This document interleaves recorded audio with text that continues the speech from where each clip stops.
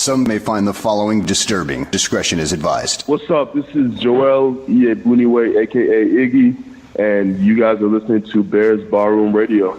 Bam! Nice. One take?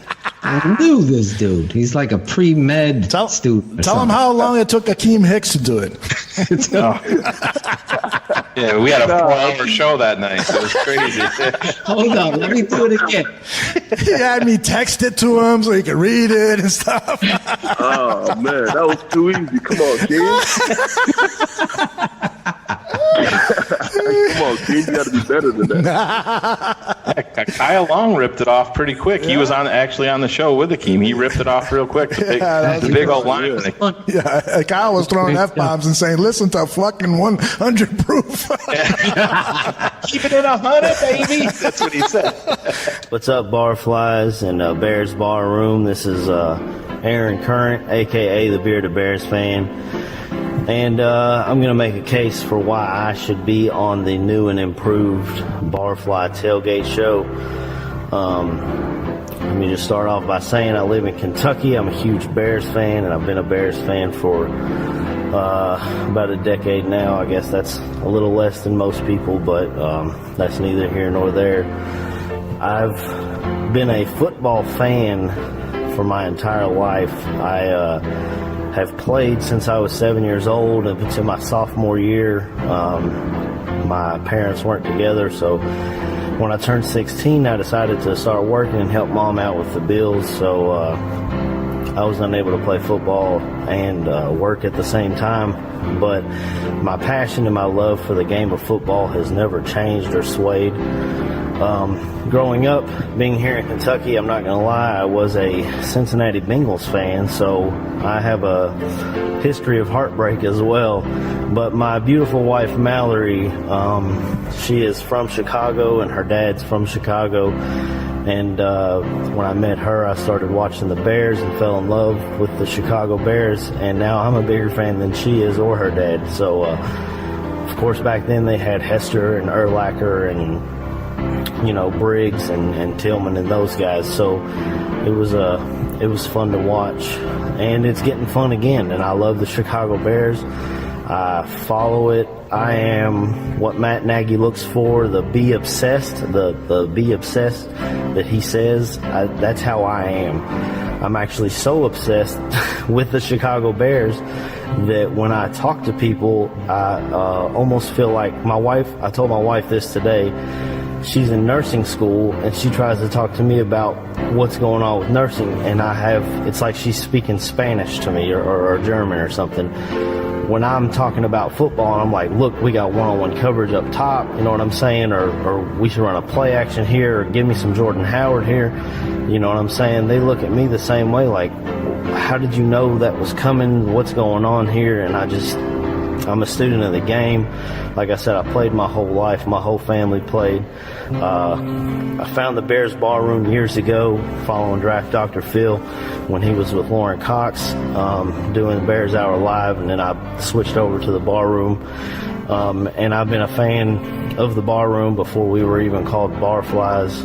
I feel like I'm more than little qualified for the position of the Barfly podcast, and I feel like I have pretty good insight. I mean, I don't want to toot my own horn, but I kind of know what I'm looking at, and I know, like I said, I feel like I know what I'm looking at when I'm looking at football. I have a pretty good football IQ, not only of the Bears, but of around the NFL as a whole. And I know it's the Barfly Tailgate Show, or whatever we're going to call it. We don't only talk Bears, we talk about all the other games that are going on, as well as fantasy football. And I've been a fantasy football player since I graduated high school in 2007 and started playing fantasy that same year. Even spent some years in the Army over in Korea. I've always got a league or two going on. I went over my time. We were supposed to do 3 minutes. I went a little over. But I hope you guys take me into consideration, and if you don't, I appreciate your time, and I appreciate I appreciate what the Bears Barroom does for us rabid fans who know what the hell we're watching and want to get away from the frauds and the pussy boy keyboard fucking fuck guys, the Chicago Audible, etc. Thank you, Draft Dr. Phil. Thank you, Shayne Marsaw. Thank you, Bobby Bombs. Thanks for your service. Thank you, Joey Two Scoops. And thank you, Aldo Gandia. Bear down. Boom!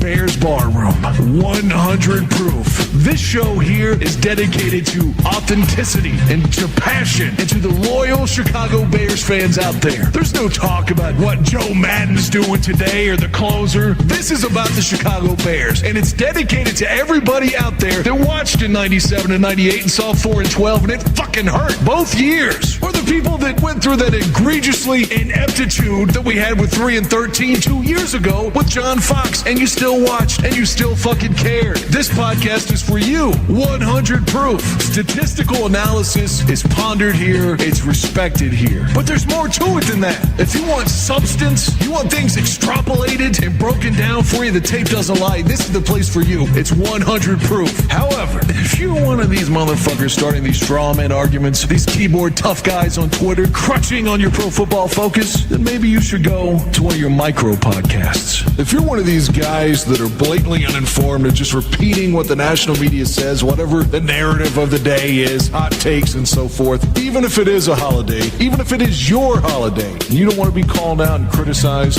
then this podcast isn't for you either. If you like frauds and phony insiders talking to all their general manager contacts with their crooked fucking eyes, then maybe go to one of those said other micro podcasts. If you want the truth and you want 100% talk about the Chicago Bears, then welcome. This is 100 proof. You will not be disappointed. This is the best goddamn podcast out there. They're about to bring it for you. It's Aldo Gandia. It's Shayne, the smartest man. It's Draft Dr. Phil. It's 100 proof.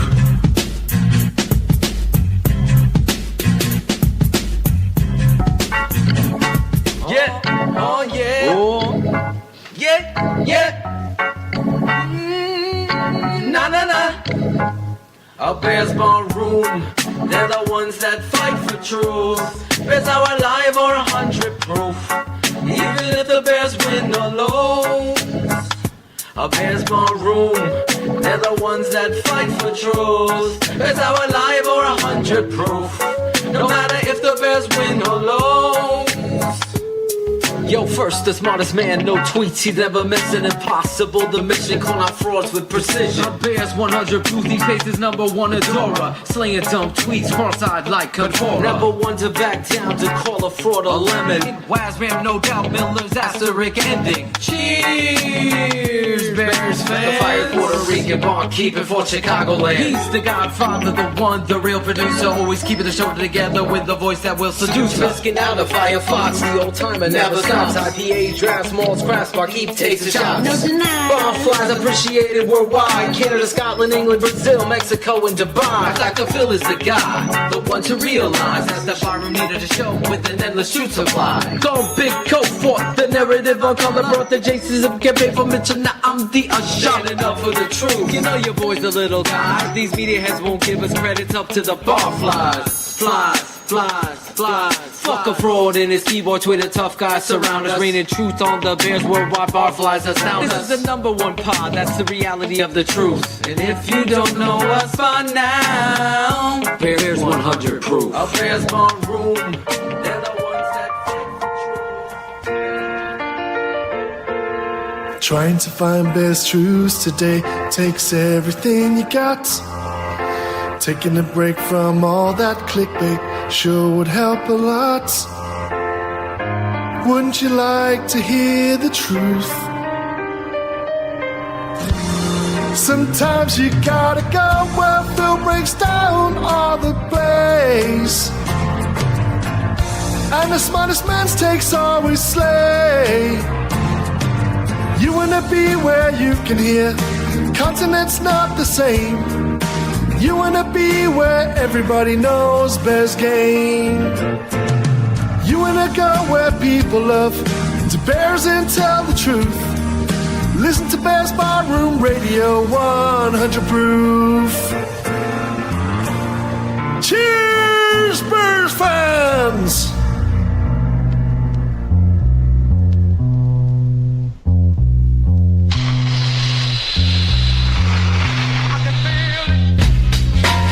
Cheers, Bears fans! This is Bears 100 Proof. My name is Aldo Gandia. I serve the drinks here, but don't you worry, the stars of our show are here. They are, of course, Draft Dr. Phil Atoshan and Shayne, the smartest man in the barroom, Marsaw. And tonight, on 100 Proof, another Bears Barroom exclusive interview with a Chicago Bear. It will be Josh Woods, the linebacker from Maryland, who spent 2018 in the practice squad. And we have talked with other Bears before who have picked Woods to be a breakout player in 2019. We are happy he is joining us. It should be fun.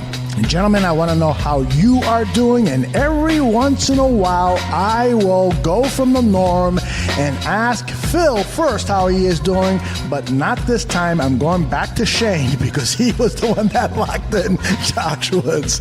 How you doing, Shayne? Goddamn right, Aldo. I'm going to unmute the mic quick because I'm like, he's going to go with Shayne first. Phil's like, here's my fucking chance. I'm going to do it. I'm going to do it. Now give me a fucking taco, Gandia. Yeah, these tacos are delicious, man. From California Pizza Kitchen. Maybe they'll sponsor us. Yeah, really. Exactly. All right, hey, we started a little late here, and we're supposed to be on the phone with Josh right now, so let me dial him up, okay? Hello? Is this Josh Woods? It is. It's Josh Woods. How are you? I am well. My name is Aldo. I'm kind of the bartender in this make-believe bar room. And then with me, our draft Dr. Phil Atoshan. Say hi, Phil, so he can hear your voice. How you doing, Josh? Nice to finally get to speak. Yeah, nice to get to speak. How are you? I'm doing all right. I'm glad to have you on. And then Shayne Marsaw, who you've been communicating with, and he locked you in for the show. Listen to Shayne's voice for the very first time. It's very sexy.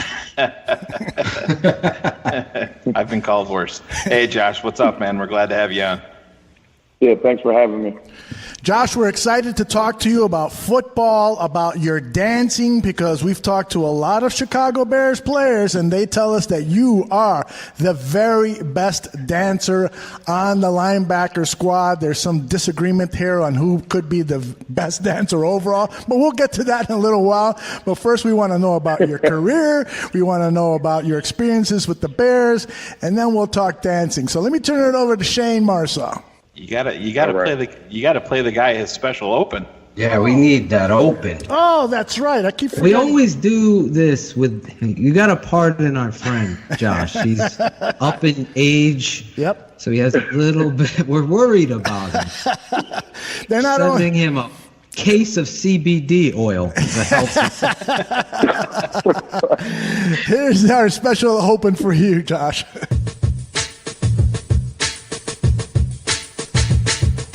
Barflies, the one position that is synonymous with the Chicago Bears football team, as you know, is linebacker. This gentleman here took his versatile talents to the University of Maryland. You don't know who he is right now? You're about to. Just ask the Buckeyes of Ohio State. They know him. Ladies and gentlemen, get up out of your seats and give it up for the best dancer of Club Dub, the best dancer on the Chicago Bears. He's number 55. This is Josh Woods.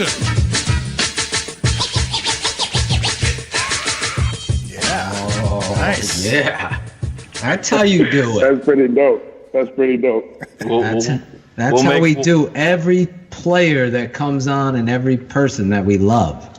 We give them a special intro, right, Shayne? Absolutely, yeah. That's the way we do it here at the bar room. I'll make sure you get I'll text you that intro, Josh, so you can have it on your phone and show it off to your boys. Okay, cool. You got to play it in the locker room, though. And there you go. Can you please tell Joel, he was supposed to send us, I wrote a song about this guy, Josh, and he was supposed to send us a video. I have a song. Aldo, cue up the song. All right. You keep talking. Give him I'll a cue it little up. taste. So, Go ahead. I write this song about this kid because on draft day, me and Shayne talk and we break down draft. Shayne was all over Josh Woods. This is a true story. Like, this kid is son. He wanted to make sure you got drafted, but when you got in there, long story short, he was excited. But Joel, we were like, who the fuck is this dude? Like, we had no idea. And we fucking studied the draft. It just wasn't on Joel. And then we saw the tape and we're like, how the fuck did we miss this guy? And then I wrote this song. You got it, Aldo? My bar fly and your bar fly, sitting in the draft room. My bar fly told your bar fly, we gotta get after the passer. My bar fly and your bar fly, sitting in the draft room. My bar fly told your bar fly, we gotta get after the passer. Talk about Iggy Abunawaya. We got Iggy, we got Iggy Abunawaya. Talk about Iggy Abunawaya. We got Iggy, we got Iggy Abunawaya. My rhyme pace and your GM arguing in the draft room. Ryan Pace said to your GM, we gotta get after the pass. That's awesome, Phil. Iggy. Oh, you got to give him the rap part. Okay, Then I look like a shit. Here it Just comes. go to the rap and then fade it up. It's coming up. Coming up, sorry. Talk about Iggy Abunawaya. We got Iggy, we got Iggy Abunawaya. We got the linebacker from Western Kentucky. Almost everyone turned around and said, who the fuck is he? He said, Iggy's so fast and so physical. Had to call Nagy back in the room, the shit is biblical. The nasty Nigerian linebacker that's Freeman. Hardo told the field, make the tackle such as she grab a quarter in the ballroom jukebox and pick the tuba play. 2018, the year of Abunaway. He would have thought I was like some punk. Like, okay, he's singing to the guy. Aldo tried to fuck up my whole game. It's like, okay, Phil, that was good. Josh, this is how we roll here. We keep it 100. I'm doing songs, but you feel the rhythm of that song. I figured Joel, he was talking all this smack like he's the best, but then he did pass the baton to keep it 100 to you and say, well, I think my boy in the linebacker room is the best dancer in the group. So, in the whole team, he said. So, Yeah, in the whole team. Well, I got why it. don't we start there? I Is think this I got real? it. Go ahead, Phil. You got the drum? Yeah, I do. I don't know if I'm the best dancer I'm definitely the best dancer in the room. That's for sure. The linebacker. He said the it. linebacker room, yeah. He said it definitely That's wasn't exactly- He said it definitely wasn't Roquan. Not close. Roquan is absolutely at the bottom of the list. But no, all Roquan knows how to do is play football. And that's good. That's all we need him to do. That's all we need him to do. I'm sorry to interrupt. Check this out, Josh. This was Adrian Amos talking about the linebackers and who was the best. He informed us that he was the second best dancer in the linebacking core behind Josh Woods. First of all, that's a lie. Iggy cannot dance. Iggy cannot dance. But he's not worse than Roquan. So, let me rate the linebackers first. The linebackers, it go Danny Trevathan. It go Josh Woods. Goes Josh Woods number one, and then Danny Trevathan. 2. And then I got to think about who else in there. See, I never seen Quick dance, but I'll put him over Iggy because Iggy can dance. I'll put him over Iggy. Dennis, Roquan the worst. I heard Little Mac can't dance. Is that true? I don't know. He looked pretty bad on the when we were doing the Motown. Yeah, but Thanksgiving. Yeah, but you're talking about all that bonus money that Matt got and Roquan got in the first round. That might be weighting him down a little bit, you think?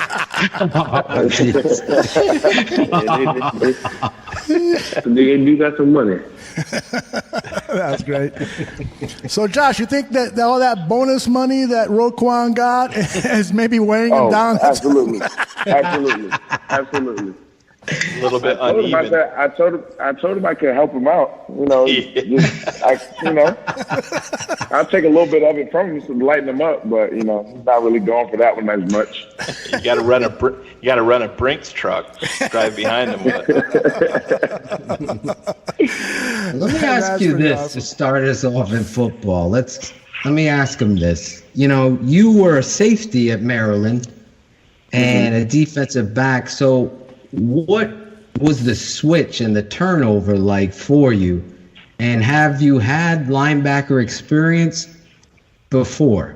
I never played linebacker before veterans minicamp, but I did play in the box as a safety a good amount my senior year. Darnell Savage, the safety that's actually about to come out of Maryland, was more so the post safety. But I think the difference between being safety in the box and then being, a Mike linebacker is being the safety, you're the uncounted man every time. Right. In terms of like the where the line slide into or whatever. So a lot of my plays that I was able to make was because they didn't account for me in the box. We rotate down late or whatever. It's just, the safety's always +1. The difference is when Cody Whitehair breaks the huddle at practice and he calls out 55's the mic. So I know for a fact that somebody is coming to me. That's one of the biggest differences. And then the other thing is, being at safety, being back 12, 13, 14 yards, you get to see everything. Everything unfolds in front of you. And at linebacker, run plays, they're on you that much quicker. And then pass plays, everything's happening behind you. Right. So, it's more awareness, I feel like, rather than, just being at safety, you can kind of let things play out an extra second, an extra half a second, an extra second or two before you, execute whatever, or recognize a certain concept or whatnot. At linebacker, it's on you quick. And if you're not there, it could be a big play. Josh, take us back to after the playoff game, and you have your exit meetings, and you go in and you meet up with Coach Nagy, or I don't know if Ryan Pace was there too. What did they give you anything specific that they want to see you work on, or what are you working on this offseason? They started the meeting off. I met with both individual, not like in separate meetings. They weren't at the same table, but I mean, both Coach Nagy and Pace were just telling me about how they were grateful for the effort and the development and the dedication that I put into the team this year, being on practice squad, even though it wasn't a given. I mean, like the desired position or role on the team. And, they were very excited about the potential, the upcoming season. They wanted to see how big of a jump that I really can make because, they say the biggest, the way you can tell how good a player is going to be is that jump between that first and second year. And, Pace was just telling me how encouraged he was because, nobody in the organization knows my ceiling. They have no idea how, because I'm showing such great promise and it's kind of early. I don't know everything about linebacker. I don't, know everything about the NFL in general. But, I mean, he feels as though that they got a steal, in free agency last year. And I'm completely just blown away by how much they've invested in me. And in turn, I just repay that with just hard work and doing what everybody asks of me. And it's not one thing that they told me like, okay, we think you need to get better here. It's just, that we like you, that we want you to be a Bear for a while.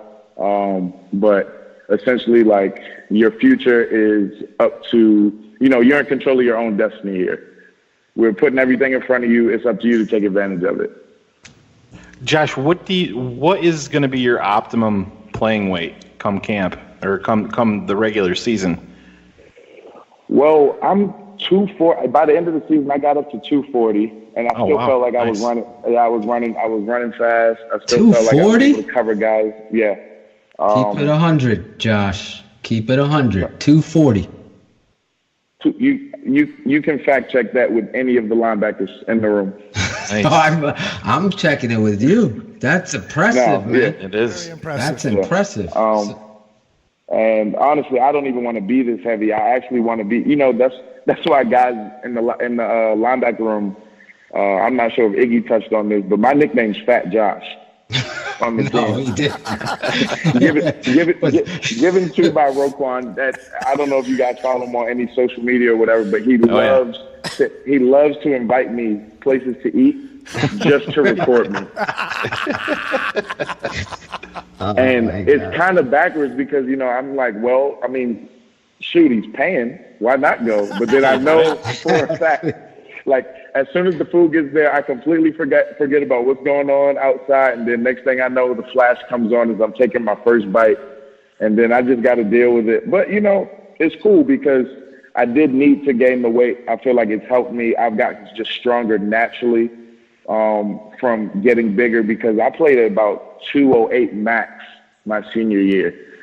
And by Veterans Minicamp, I was about 225, 228 range. Mm-hmm. And just throughout the season, I was continuing like my weight building program and eating a ton. And so now I'm about 240, but I want to drop down to maybe about 235 in that range. But I still feel fast. I still feel like I look good on the field. And that's all. So my goal weight's 235. Yeah. So my goal weight for camp is going to be about 235. Well, take us back for example. I know Shayne was very high on you for the draft. Take us back to that draft day and then after the draft. Now, I could be wrong, and I dropped the ball here. I have twin boys, and I've been hustling around to help my wife get them to bed, and crazy week with my son losing his glasses. Not that you care, but it was crazy at my house. And I'm trying to remember, and you tell me now so I can ask the question appropriately. You were undrafted, but were trying out at Veterans Minicamp, right? As a tryout player, and then made the team? Yeah. That's right? Yeah, so, I actually tried out at Rookie Minicamp. There you go. Initially at safety. Rookie Minicamp initially at safety.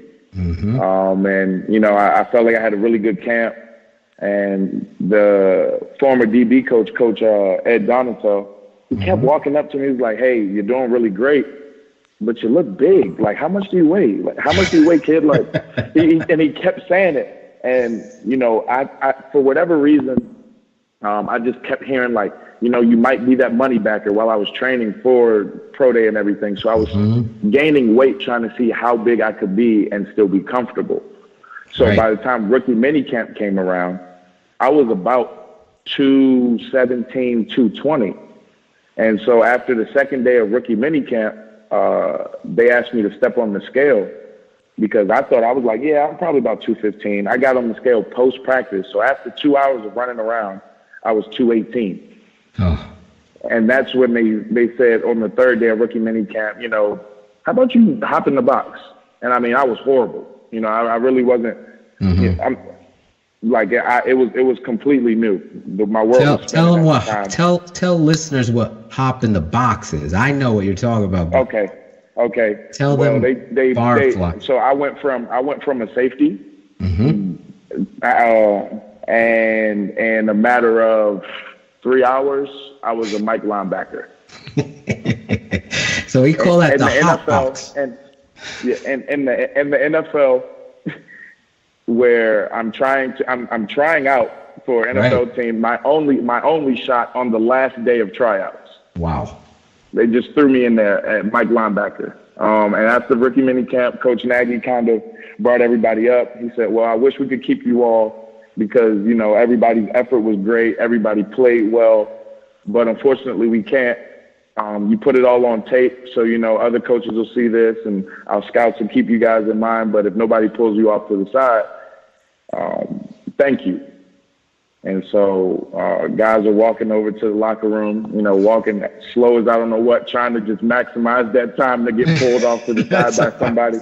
I mean, I probably took the longest shower ever. I probably ate the slowest lunch ever, and nobody pulled me to the side. I mean, really? I was dragging my feet to the bus. There were two buses. One was going back to the hotel, and one was going to the airport. And honestly, I got on that bus and I went all the way to the back and I just kind of laid down across the back seat and I just cried and called my mom and told her like I was just sorry because, you know, I know my family, like their happiness is kind of contingent upon mine because my mom doesn't want anything my mom doesn't want anything from me. Like obviously I wanted to make it to help my parents out. But I know my mom was just going to be crushed because she knows that this was my dream. So by the time I called her and I just apologized, I'm like, I'm sorry. Like I couldn't do it. I gave my all. And by the time I got to the airport, my agent called me and said, you know what, kid, in 16 years of, you know, doing this, I've never gotten a call back from a kid who didn't get a contract on rookie minicamp. And I'm like, what do you mean? He said, they called me back and said they're going to invite you in a couple weeks to try out linebacker. They want you to try to gain some weight, maybe learn some things about linebacker, but whatever you did on that third day, like they saw something in you. On the third day, he rose again. There you go. And, that's the truth. Yeah. And so 4 weeks later, I went to Veterans Minicamp, and I literally, as everybody was there who maybe all the rookies were familiar with the playbook at that point, I'm sitting in a room with one of the assistant coaches, Coach Bill Shuey, and he's trying to give me the entire playbook in the hour-and-a-half meeting before the first practice. Wow. And my head was still spinning. I'm out there, you know, I'm not out there with other guys trying out. I'm out there with Danny Trevathan and Mitchell Trubisky under center. Right. You know, like I'm there now. Like I'm with the Bears at this point, and the pressure was unreal. But at the same time, I was like, I'm here for a reason. They called me back for a reason. So I let all the stress go. Just went out there. I think the first day I maybe got 3 plays, and the second day I maybe got 5 plays out of the whole 2 hours. But by the end of it, the same thing kind of happened. They broke down, and there were, I think, maybe 12 to 14 tryouts this time. And I mean, it's the same thing. I'm dragging my cleats. I'm like, hey, like somebody pull me to the side. I can't do this again. And sure enough, before I went down to the basement locker room, where we call it the dungeon, somebody pulled me off to the side, and they let me know that they were going to sign me at linebacker. Wow, what a story! That is awesome. Ultimate against the odds. I mean, I'm already writing the Josh Woods song as he's talking, Aldo, when he comes back. You'll have the sequel to the original song.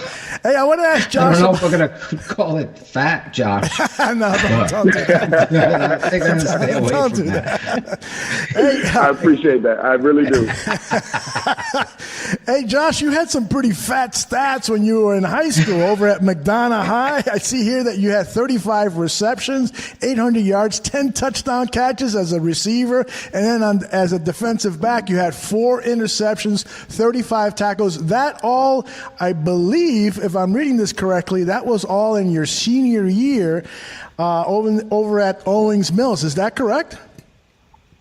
That's correct. And those defensive stats come in only 3 games, by the way. I don't mean to toot my own horn, but I would like to let that be known.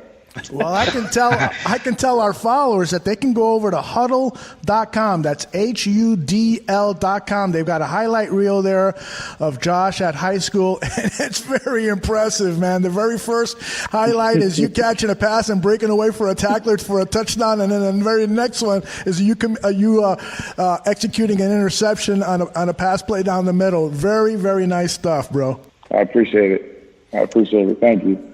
Hey, Josh, we've had a bunch of players on with us over the last few months and year, and some of the recent guys that we've had on, we've asked them all the same question: is where were you and what were you doing when you heard that Khalil Mack was going to be a Chicago Bear? I had just woken up, and some of my frat brothers from back home, they like, we have a group chat and what's called Group Me, and I mean it's blowing up. Like that's what woke me up. Ding, ding, ding, ding, ding, and I'm like, so before I could even like open it to read it, then one of my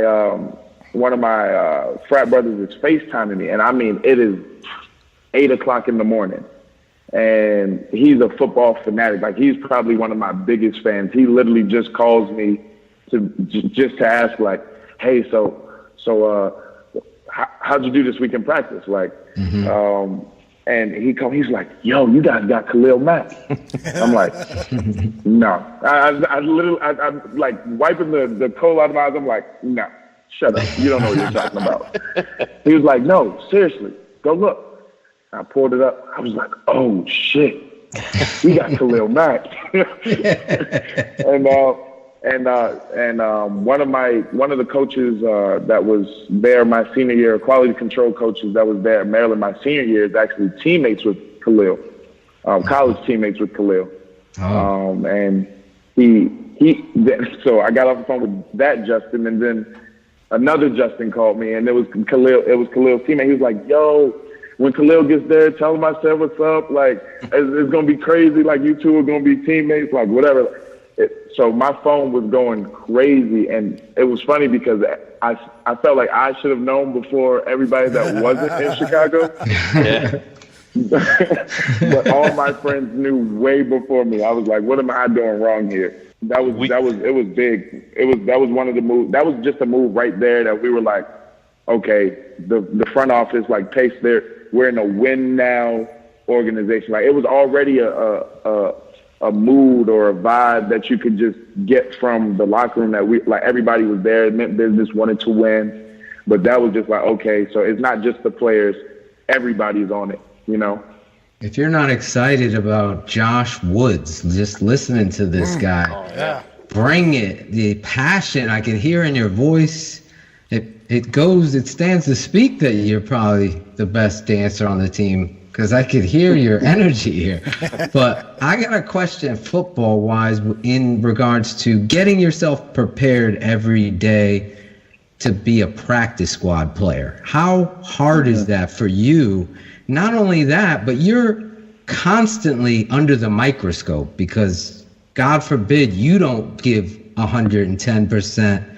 Coaches are going to see that, but you're also learning a new position at the same time on the highest of levels. You're the ultimate wild card, so to speak, in what you have had to overcome. Your pause robot dancing, leaving the practice field to get a shot. Just the imagery of it, I totally get it, and it's just amazing. But what does Josh Woods wake up thinking every day? Well, earlier in the season, it was kind of tough because in so many ways I was like, all right, I'm better than this guy here, or I understand that I'm not the best linebacker on the roster right now, but I can help us here, or whatever. Like, I felt like I was really good on special teams, and it was kind of hard because in a lot of ways I felt like you were going so hard and like it wasn't really doing anything for you, right?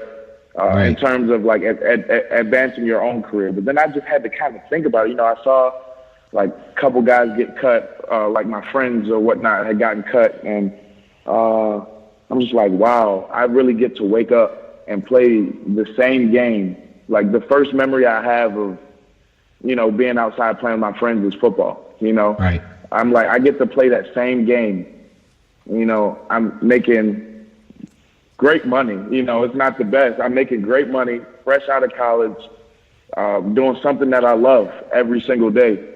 And once I kind of like was able to put my own ego aside and realize that like we got something great going here, it became a lot easier to wake up and go to practice. Another thing is I treated every practice because I didn't get to suit up on Sundays. Right. So when we put shoulder pads on Wednesday practice, that was my game day. I'm going 150 miles per hour. I'm picking Mitch off. I'm getting yelled at by the coaches. I'm, you know. Yes. But I don't give two shits because you brought me here to practice and get these guys better, play my absolute hardest, and I'm a competitor. Just because I'm on practice squad doesn't mean I haven't been a competitor for the past 22 years of my life. Nice. So I literally brought it every single day. And I mean, I'm running Tariq down 20 yards. Like in a real game, he probably would have been gone, and he's now started to kind of trot. But I'm gonna go tag off to let them know that like I'm taking this serious. Yes. I'm taking this seriously, and I'm just like I said, they've invested so much in me. So that's the only way I can think to pay it back. That is awesome, man. And let me tell you something. If the Bears, and all three of us here really thought that if the Bears got past the Eagles, they were going to go all the way and win the Super Bowl. And guys like you who spent the season on the practice squad, we have a special appreciation for what you have done to get the Bears in that position to be a playoff contender, to be a Super Bowl contender. And for that, we offer you a million thanks. Yes, you're not on the highlight reel on Sunday night after the game and so forth, but we know what's going on, especially now that you've kind of even clued us in more on what happens during practice week. We know what you guys do to make the other guys better. And I don't understand why any coach would want to yell at you for going 150% like you said. That's going to make Mitch Trubisky a better player. That's going to make the offensive line better at what they do, and on and on and on. I just, as a fan, and I know Shane and Phil feel this way, we appreciate it. Thank you. I appreciate it. And they weren't yelling at me because they didn't want me to go 110. In a lot of ways, it's frustration because it's like, okay, this is our QB1, and that's a practice squad linebacker. Why is he picking? You know what I mean? Like it's just That's frustration because they're just as competitive as we are. Gotcha. You know, they're just as prideful as we are. Like we weren't able to fool this guy. Like what are you talking about? Mm-hmm. Exactly. And to your point, as a coach, to Aldo's point too, I would make yelling at you just to get my point across and pull you to the side, like, hey, you're doing great. I just want that's exactly what happened. That's exactly what happened. So I can't remember exactly which game week it was, but I had gotten into it with one of the guys on the offensive line because when I'm at practice, you know it. When I make a play, you know it. I'm celebrating. I'm talking trash. Like, you know, everybody knows when I'm on the field. And so one of the linemen had said something because I guess I just got under his skin. He was like, Josh, like he just basically told me to shut up. But it really, like the way he said it really got under my skin. Like, it's water under the bridge at this point, like whatever. But like I said, we're all grown men. Like he tested me. So the next day I went to practice and I tried to purposefully embarrass all 11 starters. I scored a touchdown. Yes. I was not there for games that day. Like that was my game day. And you know, I got cussed out probably 5 different times in that 2-hour practice. And they're yelling. They're like, just do what's on the card, like whatever. And I'm out here making plays. I'm like, look, I'm trying to get y'all better. And I'm cussing back at him like it's a straight pissing match. And I look over at Ryan Pace and he's just laughing. He's just laughing. He has his Coach Helfrich actually pulls me up that Sunday, and he apologizes and he puts things in perspective for me. He was like, look, I want you to understand that we want you. We appreciate every single thing that you do. like plays that you make sometimes we throw them out. But you got to understand that sometimes we want you to do exactly what's on the card, even if it doesn't seem realistic to you, because, you know, maybe that guy plays that way. Mm-hmm. And we only get one shot during practice to practice a certain play against a certain look sometimes, you know, because they're trying to fit so many different scenarios into 3 days of practice, essentially. You know, and he put things in perspective, and he thanked me and he told me to keep going. But, you know, he kind of he put things in perspective from a coach, and I kind of didn't understand that until that point. You know, I'm like, okay, well, I'm here to make as many plays as I can, even though I'm on practice squad. Well, no, like sometimes they do need a look, you know. Exactly. And so I had to find that balance, and again put my ego to the side, because, you know, the team's ultimate goal is to win. I want to win. They want to win. Everybody wants to win. And there's no room for egos at that point. Josh, you heard Aldo say that we all really felt like if you guys got past Philly, you were going to win the whole thing. We brought that up with Adrian. He agreed. Coach Nagy said during the exit interviews, almost to a man, everybody brought up pretty much that same sentiment that they you know, coach, can't believe we let this one get away from us. You know, we blew it. We were going to win the Super Bowl this year. Now, is that something that you guys, you know, we've talked here at the bar room that we want you guys to print up T-shirts that just say, you know, #finish on it, you know, because that's really your next step. Finish. Go kick that fucking door in. Is that something that you guys are you know, reticent of when you're talking away from Hallis Hall, that, you know, next year's our year. This is the, you know, we're gonna kick that fucking door down, and we're gonna finish. Is that something you guys are talking about? Oh, for sure. The first thing Coach Nagy said in the team meeting was, we got to work harder this year, or like this offseason, this upcoming year, than we did last year, because it's going to be harder to get to that 12-4 this season, because we're not going to take teams by surprise like we did. We're not, you know, I mean, like we posted it today, like we've now become the hunted. You know, it's no longer taking somebody by surprise. So, and we had that taste of it, you know, guys. We had so many guys in the Pro Bowl, and I've heard them say like, yo, like I got to get back to that. And like everybody, like we've had a taste of what winning really feels like, you know. And I've been blessed to not have, you know, a losing season in the NFL. But I mean, the cat's out. But I went to Maryland. You know, I don't think we won 30 games, you know, in 4 years. Like I've been a part of losing organizations, or a losing. I don't want to say a losing organization, but teams that haven't done as well, because Maryland's about to skyrocket. Mark my words. I'll take any bets on that, by the way. Oh, look at you, the alma mater. Yeah, but seriously, I mean, guys I'm watching all of my guys on their social media. Everybody's working out super hard, and conversations are just like, bro, like, damn, like we really could have torched anybody on the way to the Lombardi Trophy. Seriously. And we know that. And the thing about it is we're so confident that we can get back, because we're only going to get better. We got that year under our belt. Like, okay, we'll take that one, but it's not going to happen again. Now, can you whisper that into Nagy's ear, the #finish? Say your boys at Bears Bar Room. We don't want any credit. I can definitely try. Okay, as long as you try. As long as you try. Now, let me ask you, Phil, real quick, just let me butt in here before we move off of the playoffs. I'm not going to ask you about Cody Parkey. That's been totally played out. But do you have any angst over the field goal kicker that you just signed today?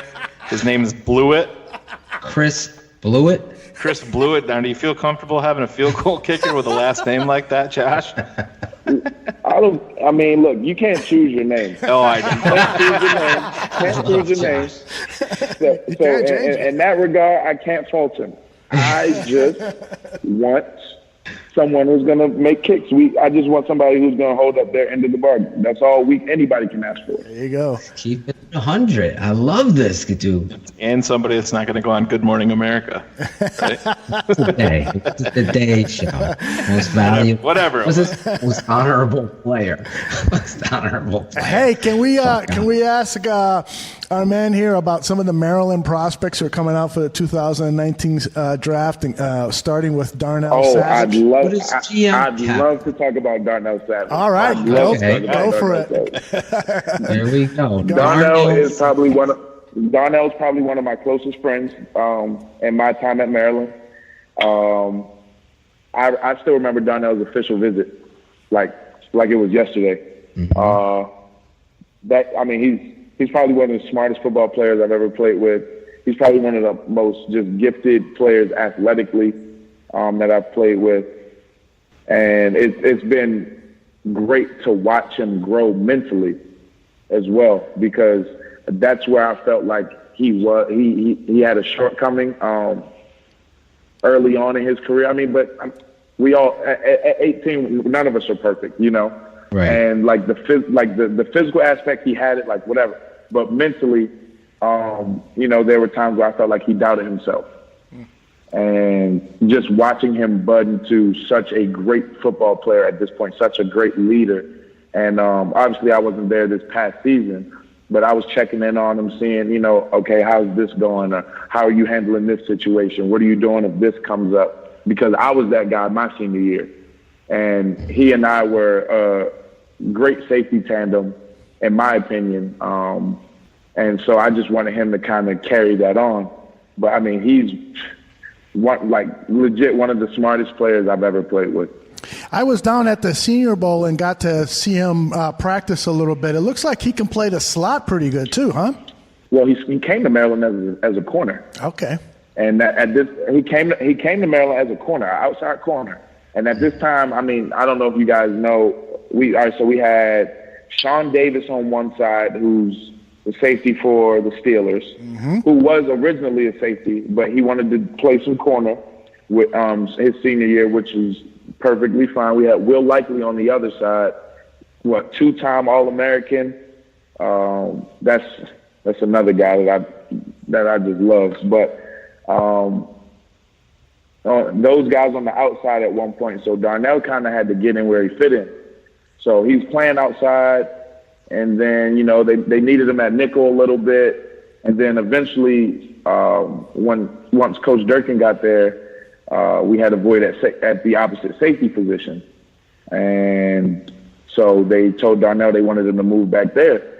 And because of his football IQ, he was just able to move. He's just able to move between any of the 5 spots seamlessly. Nice.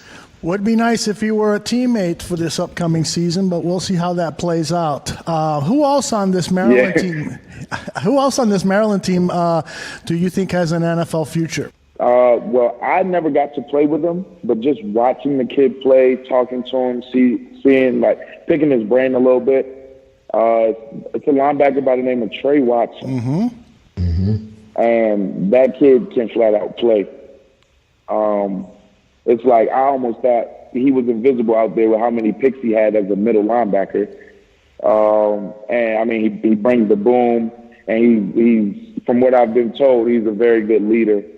I like his game a lot. Damian Prince is, I think, an underrated offensive lineman. Derwin Gray, he's a monster.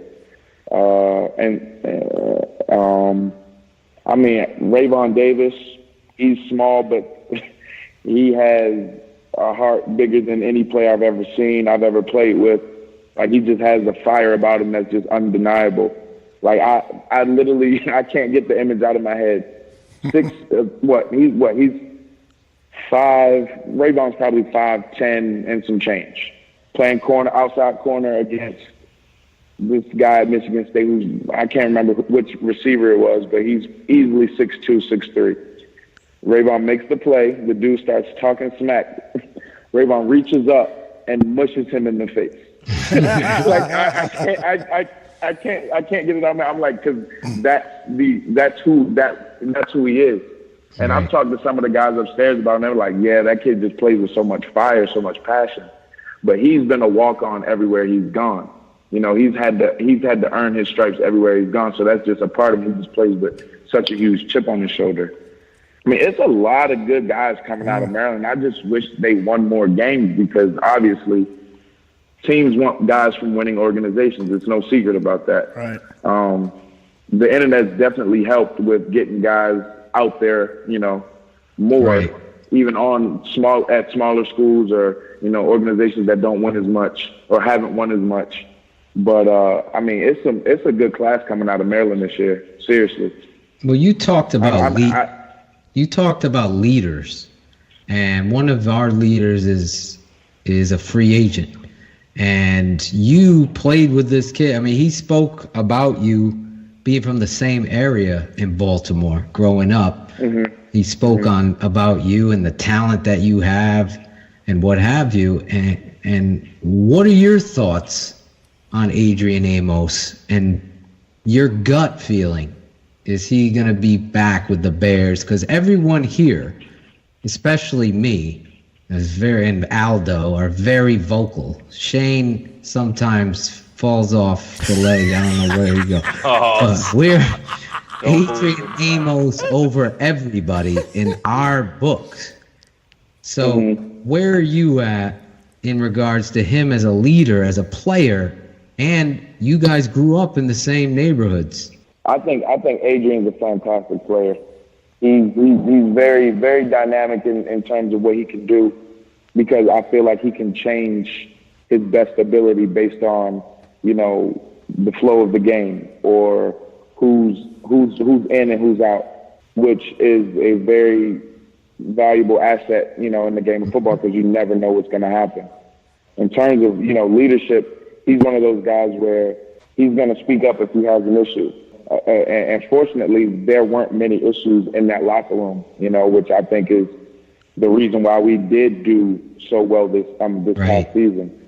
But, you know, just hearing the DBs as a whole communicate, I mean, I think that whole group, that whole room was just so smart, so accountable, so reliable, and, you know, just so communicative with, you know, the game plan and the way they just talked to each other. It was just the camaraderie was just there. It was like being on, you know, even like the walkthrough offense. I was always the running back next to Vic, and I'm hearing him call out these plays, and then I'm hearing, you know, just the communication between. Obviously, I'm listening for what Danny and Roquan are talking about, but my brain was still, especially early on in the season, my brain was still wired as a safety.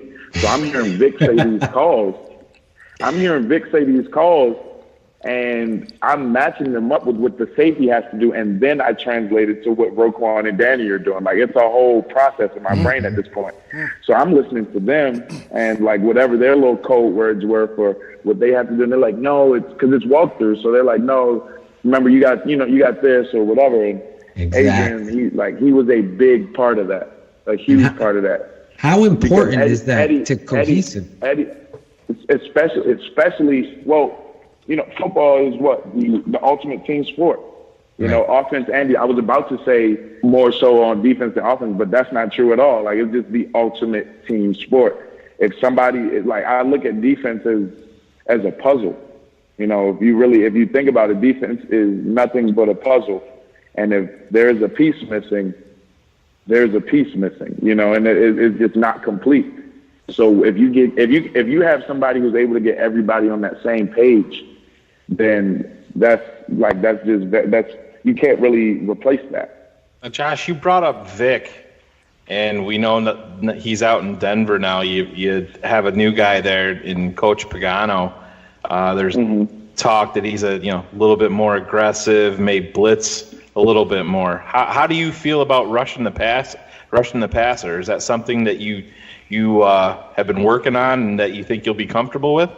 Yeah, I'm good with that.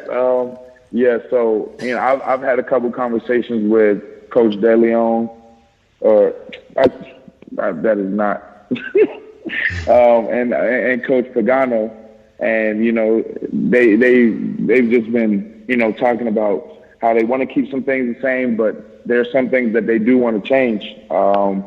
I've been working on some pass rush moves because I've been working out with the guy that I've been working out with this offseason is actually one of the practice squad D linemen, Abdullah Anderson. Yeah. And because he needs help on his hand stuff, so I've in turn been learning. Every time he needs a break, I'm like, all right, well, now you help me, you show me. And so I'm working on, hand stuff because I'm, just naturally just faster than linemen. Like it's a given. And I showed in camp that I know how to work the backs. So I'm excited. I'm just waiting for an opportunity. Like when they used to send me on blitzes in practice, Bobby would, if I lined up on the line, Bobby would just roll his eyes like, oh, here we go. And it got to the point where Leno would literally like even in no pads, Leno would punch the shit out of me. Like, look, Josh, like his hand strike. He was literally like, look, I'm not playing with your ass today. Like, come on, like, you know what I mean? Because right, exactly. Because their coach, like my coach Pyers, like or I guess former coach Pyers was like really laid back, really chill. So I kind of didn't know what it was like to have a coach that yelled a lot, but they got yelled at apparently in their meeting room, so they weren't having it sometimes. But I loved when they called blitzes. I am looking forward to blitzing with Coach Pagano, seriously. Now, let me ask you this. Number 58 comes in late in the whole 9. Then he gets his feet wet, and as the season progressed, I do a lot of film study and do this thing for Bears Barroom called The Tape Never Lies. And I just was blown away by this kid's ability to just have a feel. So when you're around someone, whether he's treating you out to IHOP or the Waffle House, wherever the heck he's bringing you to eat with Fat Josh, what kind of football player is he in your mind? I think players are the most, almost better than scouts sometimes because they see the whole 9 of everything. So talk a little bit about Roquan Smith. I think Roquan's a future Hall of Famer. And I mean that wholeheartedly. The kid's just gifted. There are people in life who, like everything they do or everything they touch is just turns to gold. Like Roquan's one of those people when it comes to football. I don't say this to talk down on him at all. Like in comparison to, let's say, Iggy, when Roquan, Iggy, and I were there for the beginning of the season, like Iggy was just in his book, like trying to learn. Roquan would kind of look it over, say, all right, coach, close it up, and go do exactly what they just talked about. You know what I mean? It was just, it's one of those things. And I know for a fact he goes home and he studies because Roquan showed me how to break down film. Right. But the kid is literally just gifted.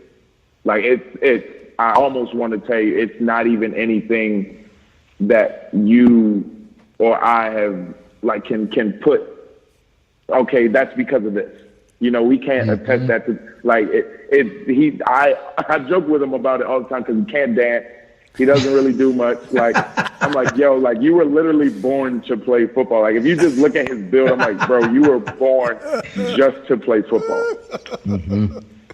That's gotta be his song. He doesn't play video games. He doesn't No? Roquan, I'm like, no. He calls me, makes fun. He'll FaceTime me, heavy hitter. What you on? And I talk to him, and he's like, all right, well, I'm on my way over. He comes, he turns on some weird murder mystery documentary, and we just eat, of course. That's a given. Well, if you come and bring some food, that's for sure. That's what I tell them. If you come and bring some food, get those free meals in. No, what? Good. I know what you signed for. Exactly. Yeah, he better not be taking you to IHOP. It better be Chicago cut, right? Right, Josh? There you go. Went there too. I'm not picky now. I'm not picky. What's wrong with IHOP, Shane? Unlimited pancakes. Oh, I hear you, but we're talking about Roquan's bonus money. I gotta take it to Chicago Cup or someplace. Gibson's, Aldo. No, but I think another thing that sets Roquan apart is he's so humble.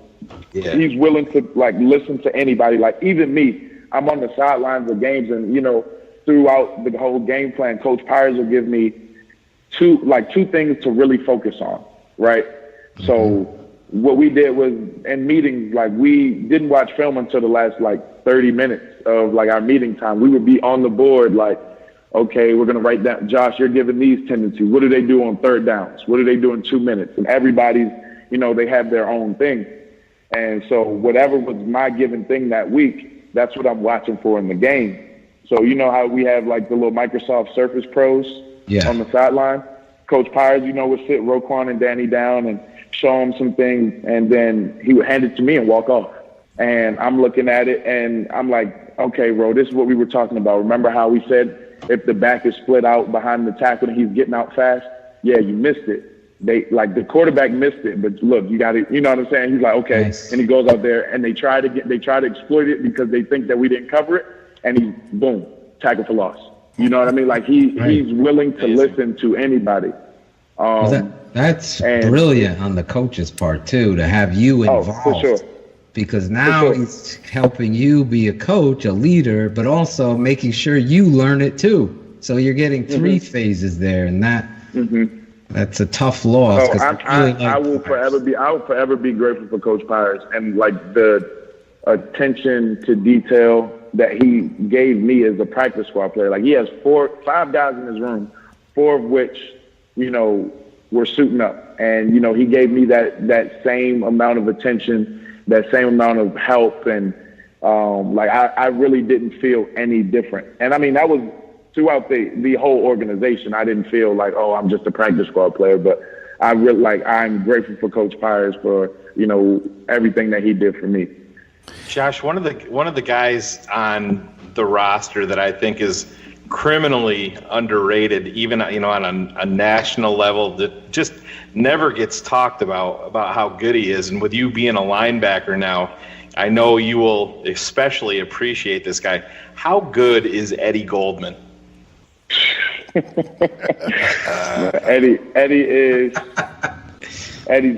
really good. Eddie, you want to know why Roquan and Danny make plays? Yep. because Eddie is anchoring down those A guys.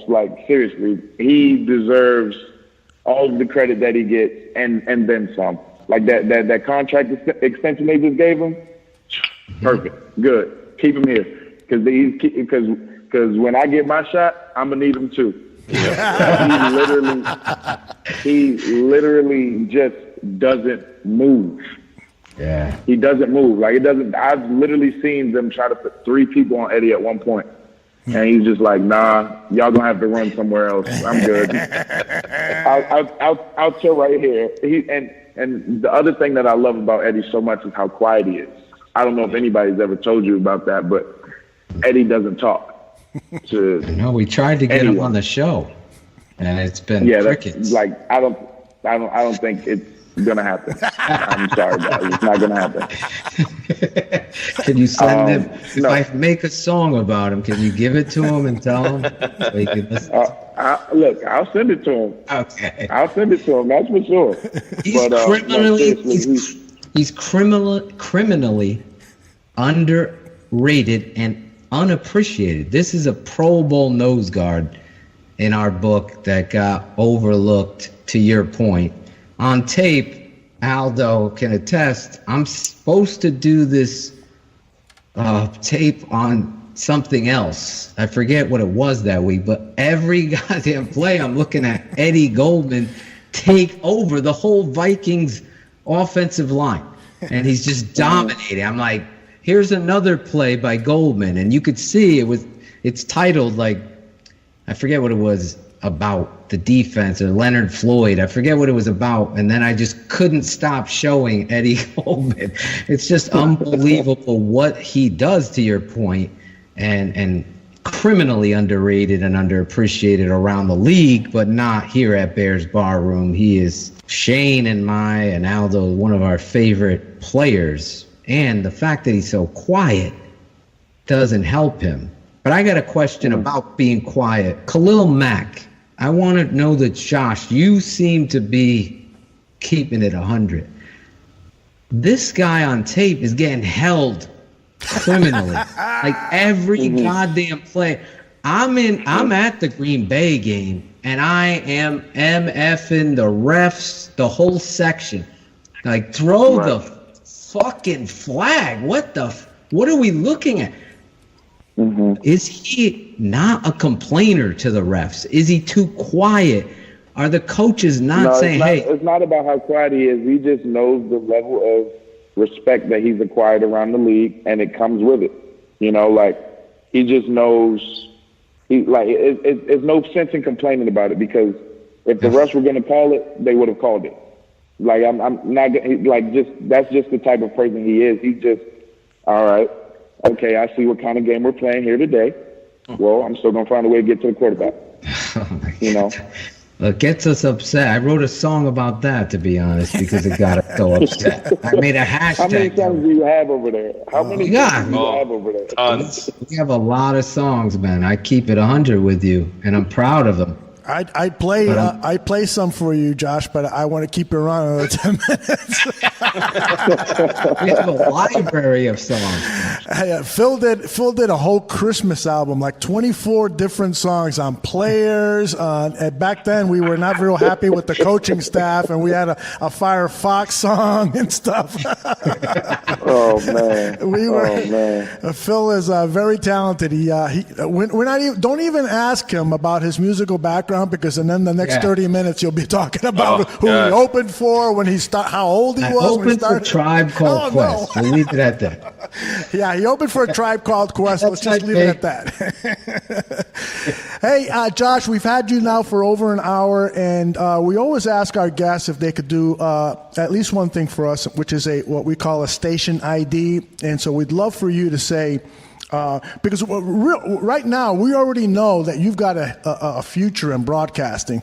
Dude, I've been in this business since 1977, making a buck out of doing TV and radio.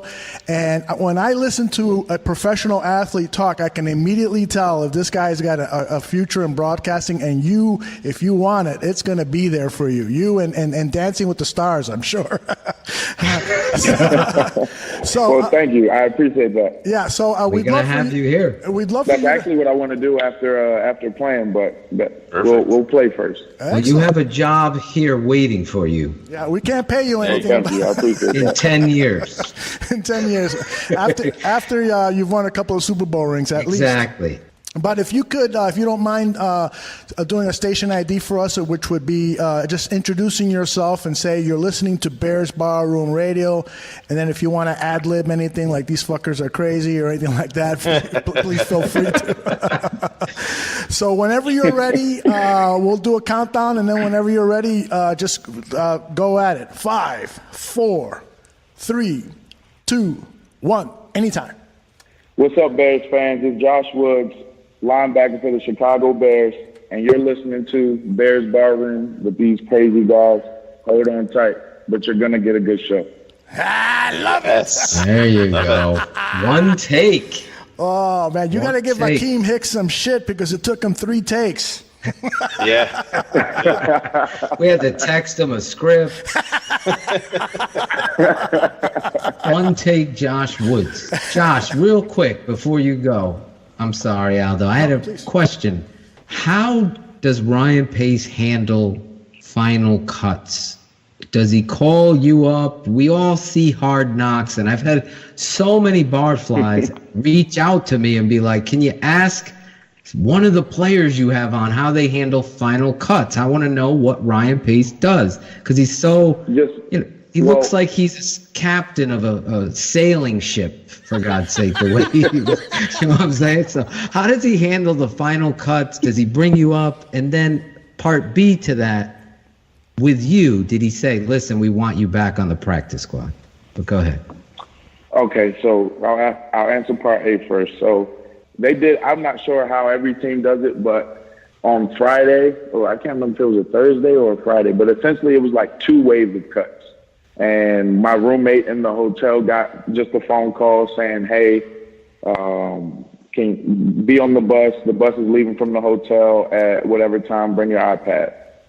And him and however many guys that they were cutting out offering the practice squad contract to the following day went over and came back and like had their meetings individually.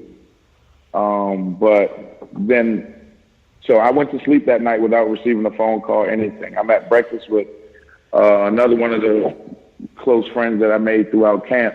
We're like, look, we're still hanging on. We don't know if that's the end, if that's all the final cuts or what. You know, just eating breakfast and both our phones ring about the same time. Mm-hmm. And, you know, they tell us, hey, come on over to the facility, bring your iPad, bring everything, be here by 12 o'clock or something like that. And they called us up one by one by one. And like just, we were sitting in the cafeteria just watching guys go up, and for whatever reason, they weren't coming to grab me. I'm like, what the heck? What's going on? Like, get this shit over with. I'd rather know what's going on or not. Mm-hmm. But, you know, he pulled me in, and he told me, at this point, my hand was still broken. And he told me, he was like, you know, I wowed them in 1.5 games. They really feel like I have a future here. You know, everything that they said in the exit meeting, essentially. And so is it Pace and Nagy? Yeah, it was just Pace. It was just Pace. And he told me, he was like, hey, so, you know, we want to offer you a practice squad contract, but we have to cut you in order to do that. If you clear waivers, then, you know, we're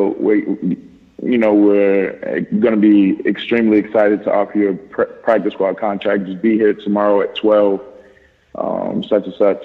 And that's how it went down.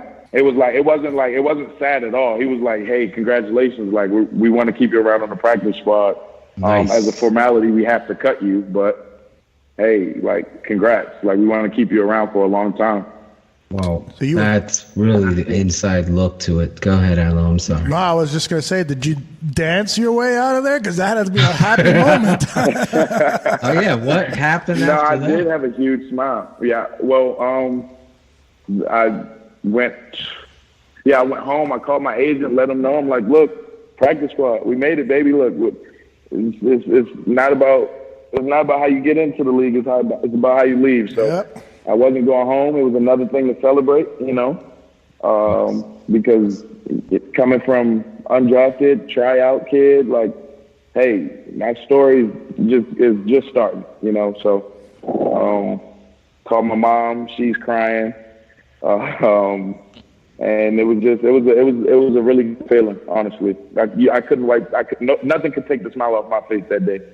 Hey, before we let you go, I'd love to play a drop from you from a previous show. I think this is Joel Iyiegbuniwe talking about you, and we were asking him about players who could potentially break out in 2019, guys that have a future with the team. And I believe this is Iggy and his thoughts about you. I've been a Josh Woods fan even going back to college, just a guy that's, you know, kind of moved around safety and all that, moving up to linebacker. You speak on him. That's a guy that I've always had my eye on that could be, you know, a gem moving forward, you know, once he learns the position just a little bit more. He's got a ton of talent. Are you seeing the same things I am when you see Josh play? Absolutely. You know, he's motivated, and he's got a fire lit under him, and he's definitely working right now, and his future is bright, man. I could say that right now. He's going to do some things. So definitely keep an eye out on him too. I know I said Javon earlier as far as a gem, but Josh Woods, I put him right up there too. He's definitely gonna be on the scene sometime. So Vic Fangio. Pretty nice, huh, for Iggy to say those words. Now you got to say something nice about him. I know it's going to be hard, but No. Iggy's my guy. We actually got really close being on practice squad together. Because there was times where he needed to lean on me and I needed to lean on him because both equally as frustrated. Sometimes just being on practice squad, you know, it's a mental game in itself. You know, keeping yourself psyched out of, you know, thinking about putting yourself before the team. And I mean, it's clips of us at practice just cutting up, dancing. And then right before Mitch gets under center, we snap into position. Like it's really like Iggy. That's my boy. I talk to Iggy a lot, a fair share. Now Iggy has agreed to come back on Bears Barroom and play the Bears Barroom dating game. Wow. Yeah, because he said you single? He said he's single and looking, so we got to find some ladies, and he wants to come back and play on the game show. Hey, Josh, he said that all he wanted was girls with big booties. I like big butts and I cannot lie. And so we're He did too. He did. So, I'll tell y'all something, okay? Because I like following Instagram models, right? I follow a healthy amount of Instagram models, right?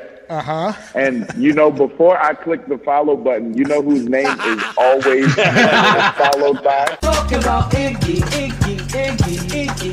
Abunawaya. Iggy, it's like he trademarked Iggy was here. Like I'm like, damn, well, we're the one that you haven't found. Like look. I know for a fact Iggy will come play that game. all right, well, we're gonna hunt down some of those girls with the big booties and have them on. And if you want to come on, I'm sure Shayne was going to offer you an invite too. So if you want to come on too. Oh well, you know, if you insist. Yeah, if you That's insist. yes, that's a yes. Oh yes. I will have your song ready by then too, so you'll have both. Okay. There you go. Great. All But right. you have to send Shayne a couple of those Instagram models. Yes, He's married and so am I, but it's just business. Yeah, just So business. Shayne Of course, works it's out. just business. We just want to make sure they're football fans. You want to make sure they come to the show. Well, you know, one of my old coaches told me that marriage is kind of like a diet. You can look, you just can't eat. You know?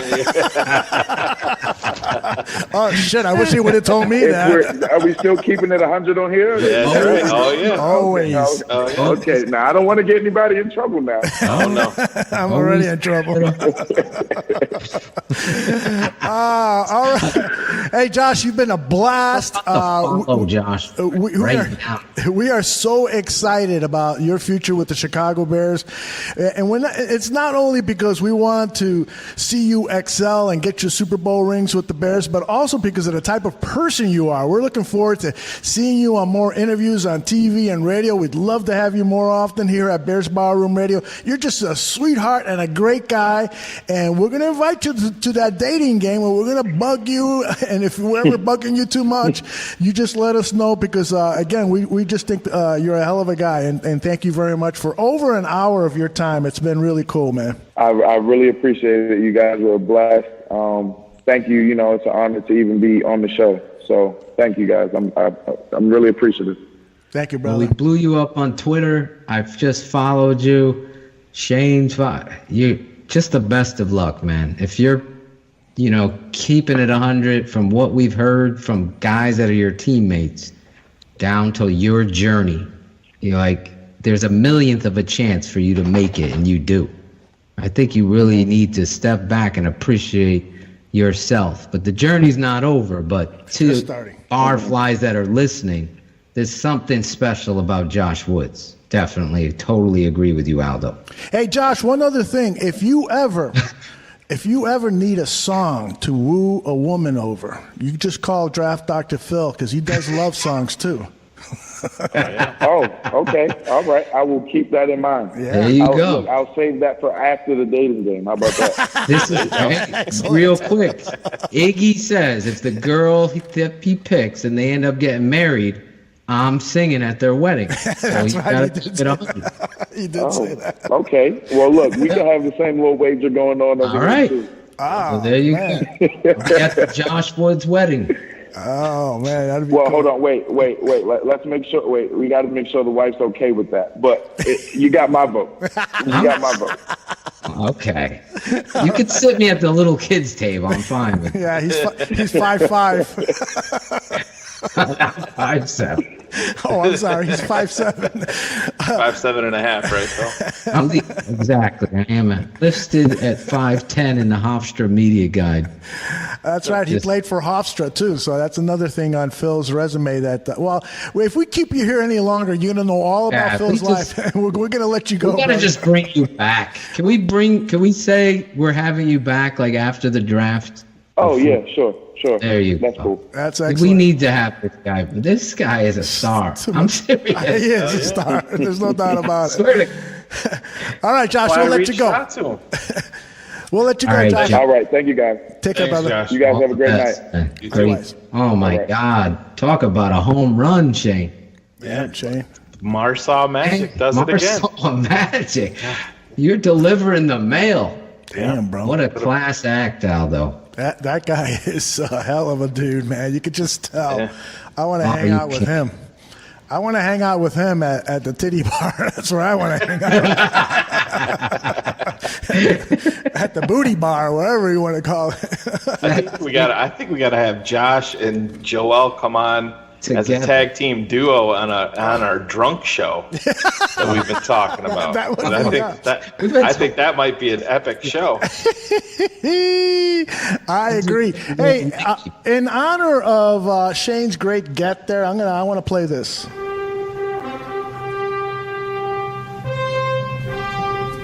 A faster wit than any of the Three Stooges. More insulting than an Alberto Riveron explanation. Blocked on Twitter by every moron with an insecurity complex. Hey, look, over there, in the bar room. It's Stephen Hawking. Nah, he's dead. It's that astrophysicist Neil deGrasse Tyson. What? He's black. Is it Captain Obvious? Oh, it's the smartest man, motherfucker. Yes, it's the smartest man in the bar room. A strange Bears fan from Hammond, New York, possessing powers and abilities far, far beyond those of mortal fans. The smartest man who can recall football information and wins arguments in a moment's notice, and who, disguised as Shayne Marsaw, mild-mannered postal worker, fights the never-ending battle for truth, justice, and the barroom way. He is a superhero beyond recognition. He is the smartest man in the barroom.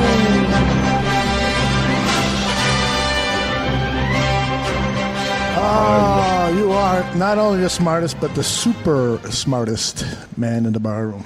Nice job, Phil. That was one of your tracks that we need to play more often. I know. That was like a blast from the past. I forgot about that. This is the second time he's played it in 18 months. Only when Aldo likes Shane does that come out. We got a fucking a lot of great shit here, man. All right, should we do some tweets? Sure. All right, We are?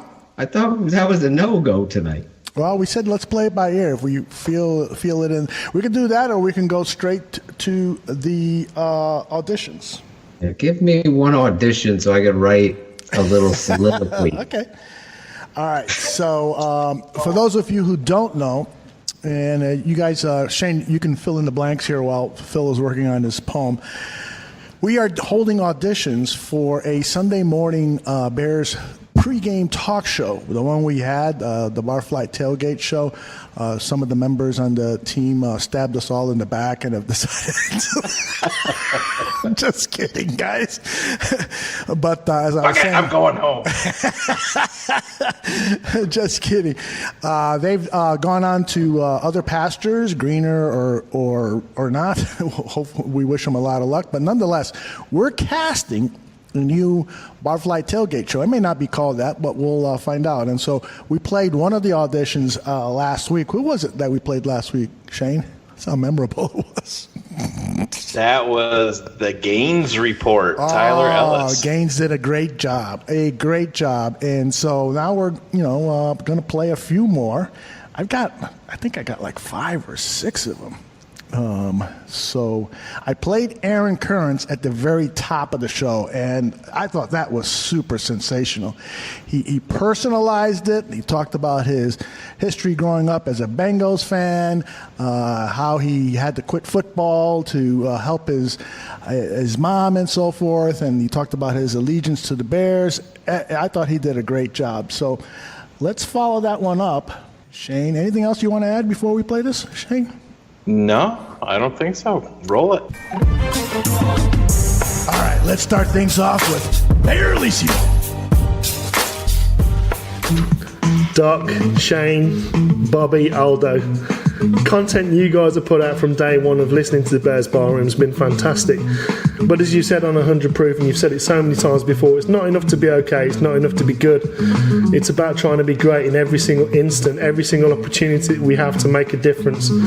I don't envy the job that you guys have got now to narrow it down from 20 of us barflies that all want to be on the tailgate show. Because to me, we're all a part of this. We're all brothers and sisters. We all love our Bears. And I know that whoever you choose will be listened to by the rest of us, retweeted, pushed out there, engaged with. So at this point, all I can do is put my best foot forward and know that I'm a part of the barroom family already. I've already won. Whether I'm on the show or not, it's still winning because it's still great to be part of something that's bigger about our Bears.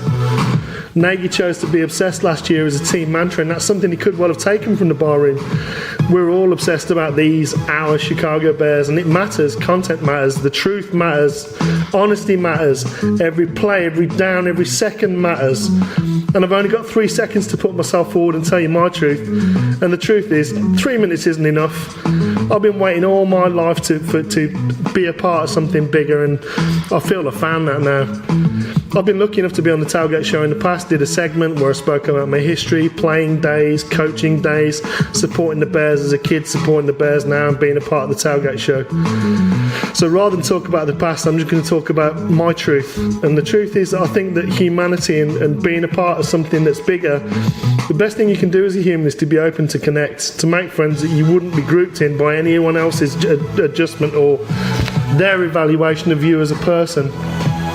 And Lord knows, enough people want to use those boxes just to divide us and push us apart. We see it every single day on Twitter. Bears fans all fighting against each other and, trying to bitch about who's this and who's that. Well, it doesn't matter.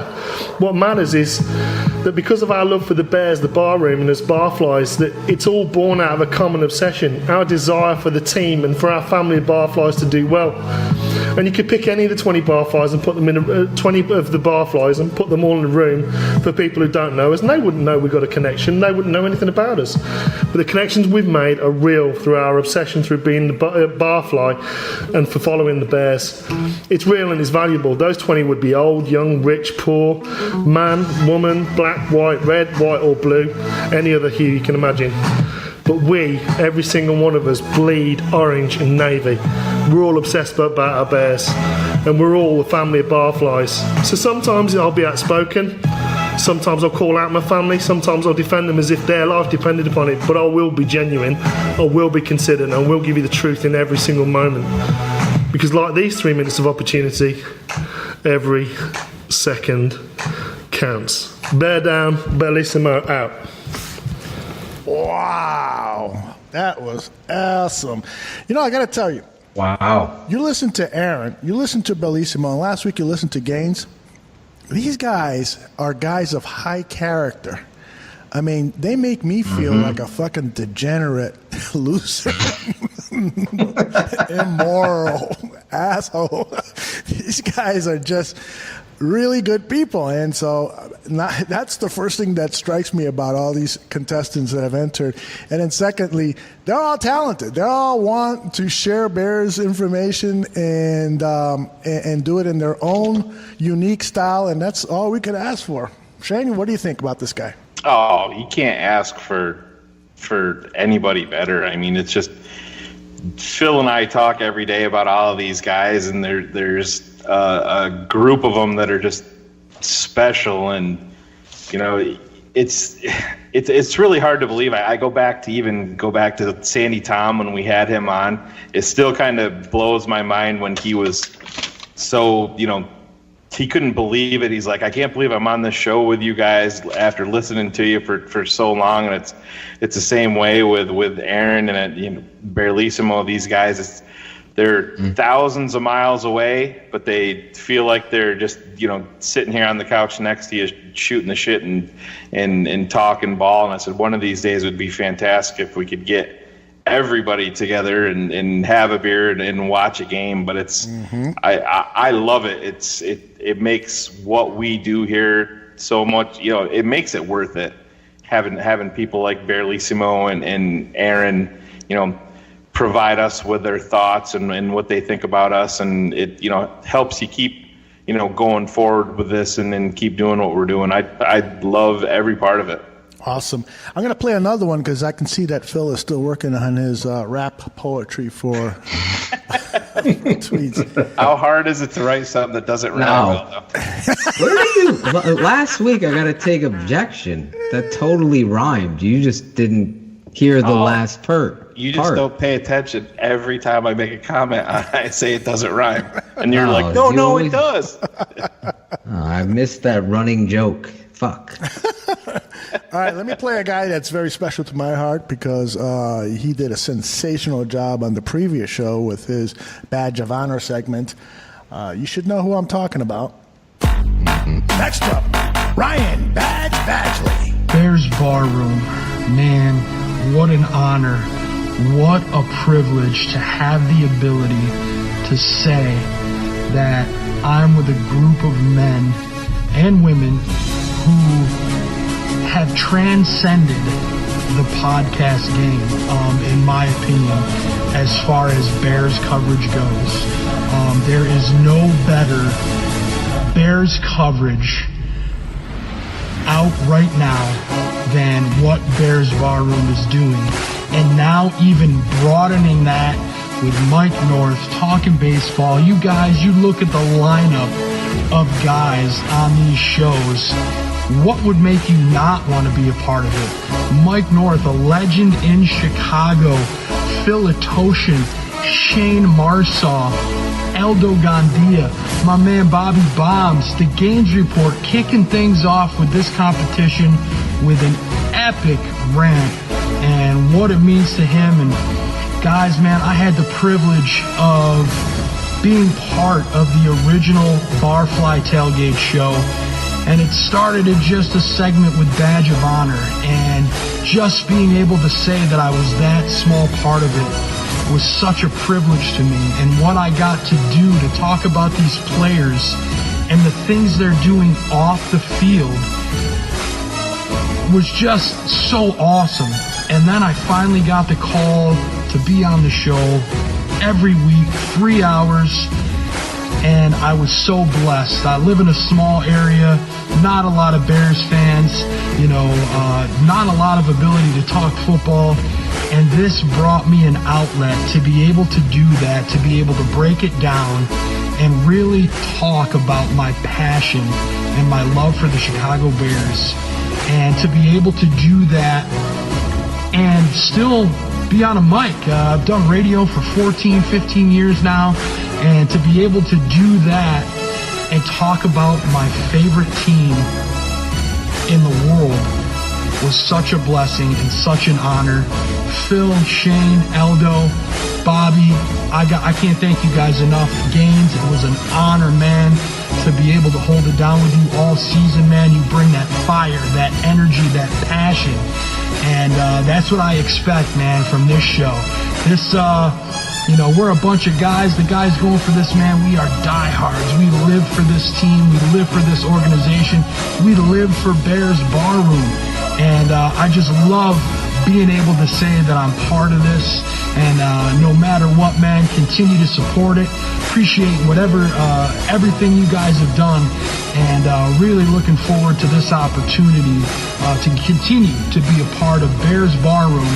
And cannot wait to see what the future entails. Appreciate your time, guys. Hope everybody has a fantastic day. Yes, I'm in my car. No means to copy my boy Gaines here. Just keeping it away from the fam for a little bit. So appreciate the time, and as always, bear down. Ryan Badge. Wow. Badgley, bringing it in a big way. Wow, they keep bringing it, Aldo. Holy shit! I'm getting a little. I'm worried. dead serious. Yeah, I'm getting a little worried. We're gonna have a tough choice here. Well, you guys are. You decide. Tailgate show is going to be 45 deep. Well, we wanted talent. Yep, definitely got it. You taking a shot at some guys? I don't know. You tell. I'm just saying the truth.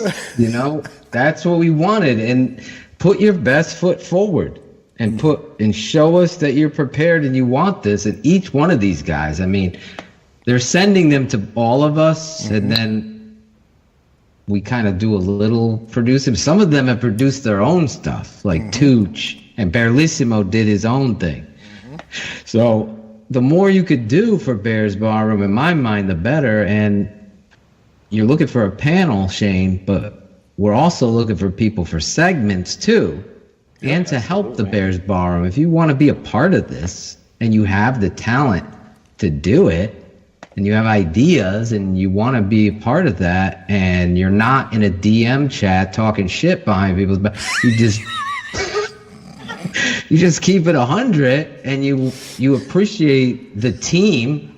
I mean, the one thing that stood out about Josh Woods was that he's praising his teammates, the competition that are taking, you know what I'm saying? And Iggy, same thing when you played it. He's talking about someone that's trying to take his job. So if they could be team and they could be brothers and loyal, that's exactly what we've been looking for here.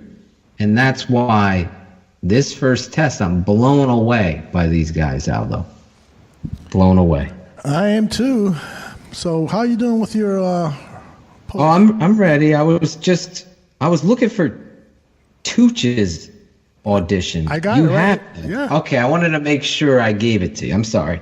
That's all I was looking to make sure in the Dropbox. And now, Johnny the Tooch Santucci.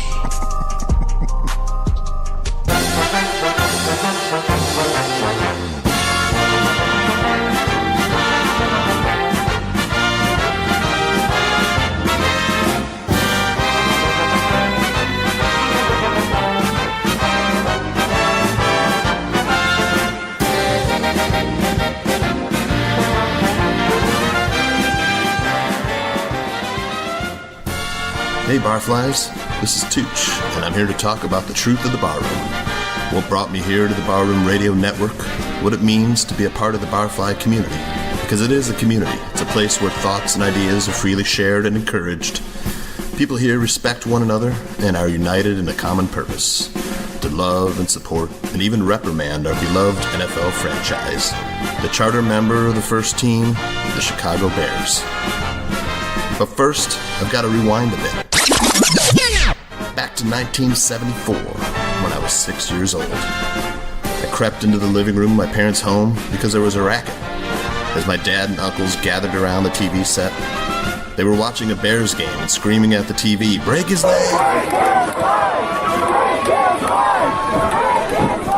I wanted to know what elicited such passion.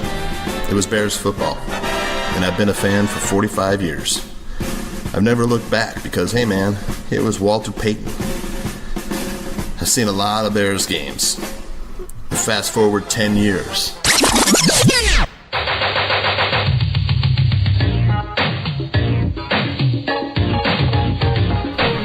The Bears are winning a Super Bowl.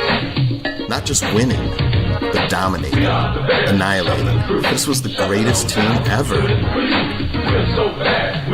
Then there were lean times ahead, though, when the Trestman and Fox eras had me in a funk. There was a boiling point. After the relief of Trestman's weirdness was finally gone, we got John Fox. I think, I think I look back, I don't think that we were anywhere in the midst of being picked to win the Super Bowl or anything of that. I knew I would suffer some more. How would I get through it alone? You know you got to feel it. You got to feel it. What attracted me to Bears Barroom? Well, I listened to 100 Proof. It was salty, lots of F-bombs, but it was also funny and smart. There was music and parody, mostly by some guy called Draft Dr. Phil, who sounded a lot like Guido the Killer Pimp from Risky Business. And these guys knew their stuff. There was the barkeeper and the smartest man. There was steak and there was whiskey, two of my favorite things. And it was all good. The Barfly chat room was friendly and welcomed me immediately. The variety of the show and guests were great. Also, there were all these right-on-cue great drops by the bartender. And his mixes were straight out imperial, man. So I started writing articles about the Bears. Then, when I found out I was going to be a part of it all, working with my longtime podcast partner, Joey Two Scoops, the Goon, I was so excited I couldn't sleep. When Uncle Mike North joined the barroom, I cried with joy. I knew Bears Barroom was going to be special. I knew it was going to be big. I mean, it's the best damn Bears podcasting out there. Am I right? So that's the spirit. That's the truth. That's the barroom. This is Tooch, and I will talk to you later.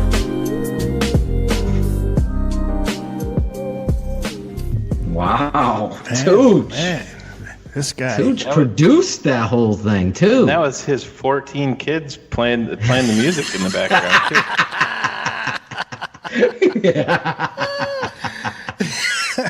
Now, I understand that was his second attempt at it, right? He sent in a couple of entries. Oh, yeah. Yeah. You heard the rumor?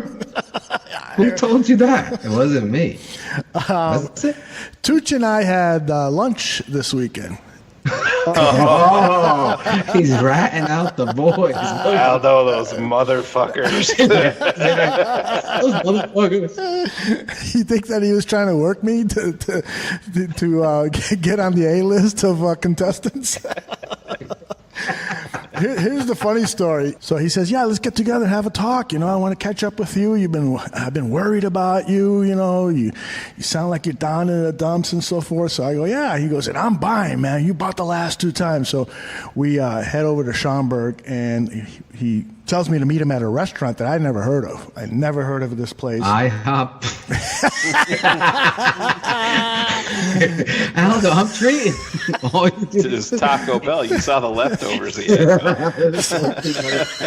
So I think we're going into a nice little quiet place, you know, to talk, to have a nice conversation. And we walk in there, and it is a hard metal rock place. And this is the music that's playing all around, right? And these girls with green hair and torn pantyhose and stuff, they sit us down, and I'm trying to flirt with them, you know, because I flirt with every waitress ever, but they can't hear me. I can't hear them. I can't hear Tooch because it's so fucking loud in this place. I thought you said green hair and loud music. I thought that we were playing Zimmerman's entrance. That's next. Oh, but we had a good time. And I told him, man, you know, you would be perfect for this show, but I'm worried about you because you got your hands in so many different things. You want to do a podcast about streaming. You got your movie podcast, which he wants to rename Box Office Barflies. You've got, the fantasy football show. Now you want to add on a fourth podcast. And for all of these other podcasts, you're doing them holding the baby while you're feeding the baby. So he goes, gotta see the baby, Jerry. So he like pauses for a while. He pauses. And so this is... This is what I hear while he pauses.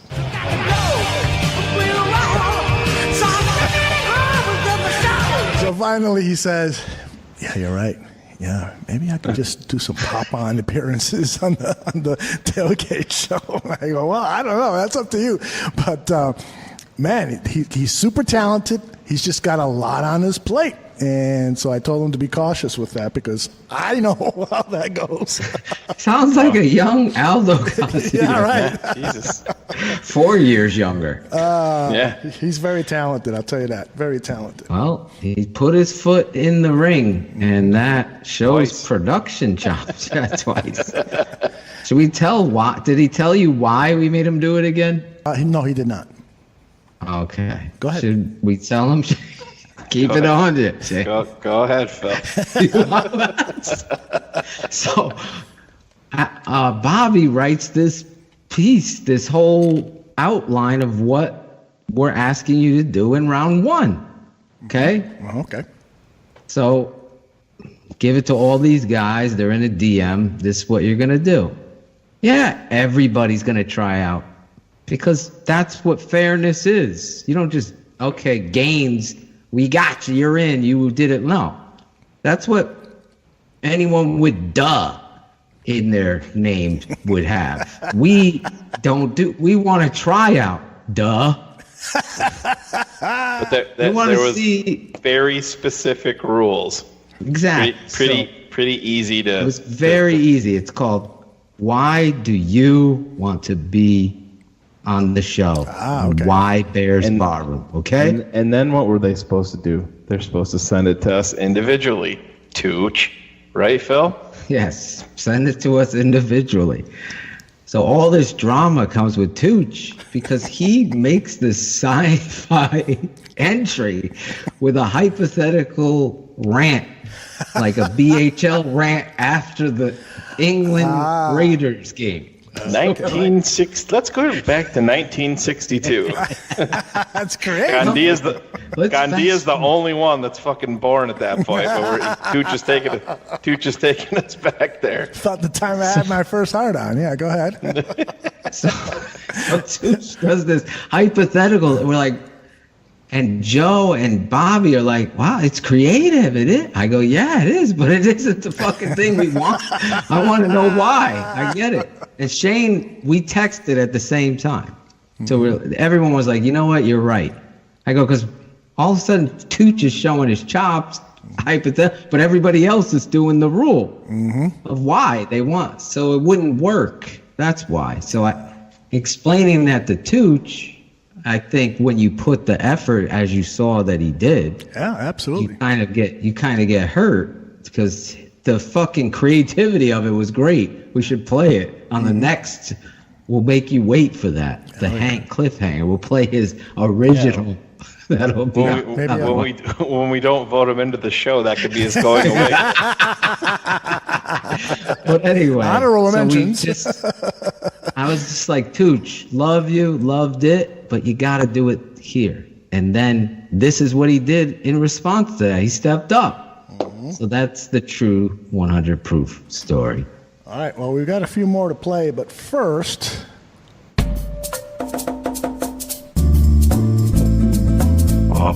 Yeah.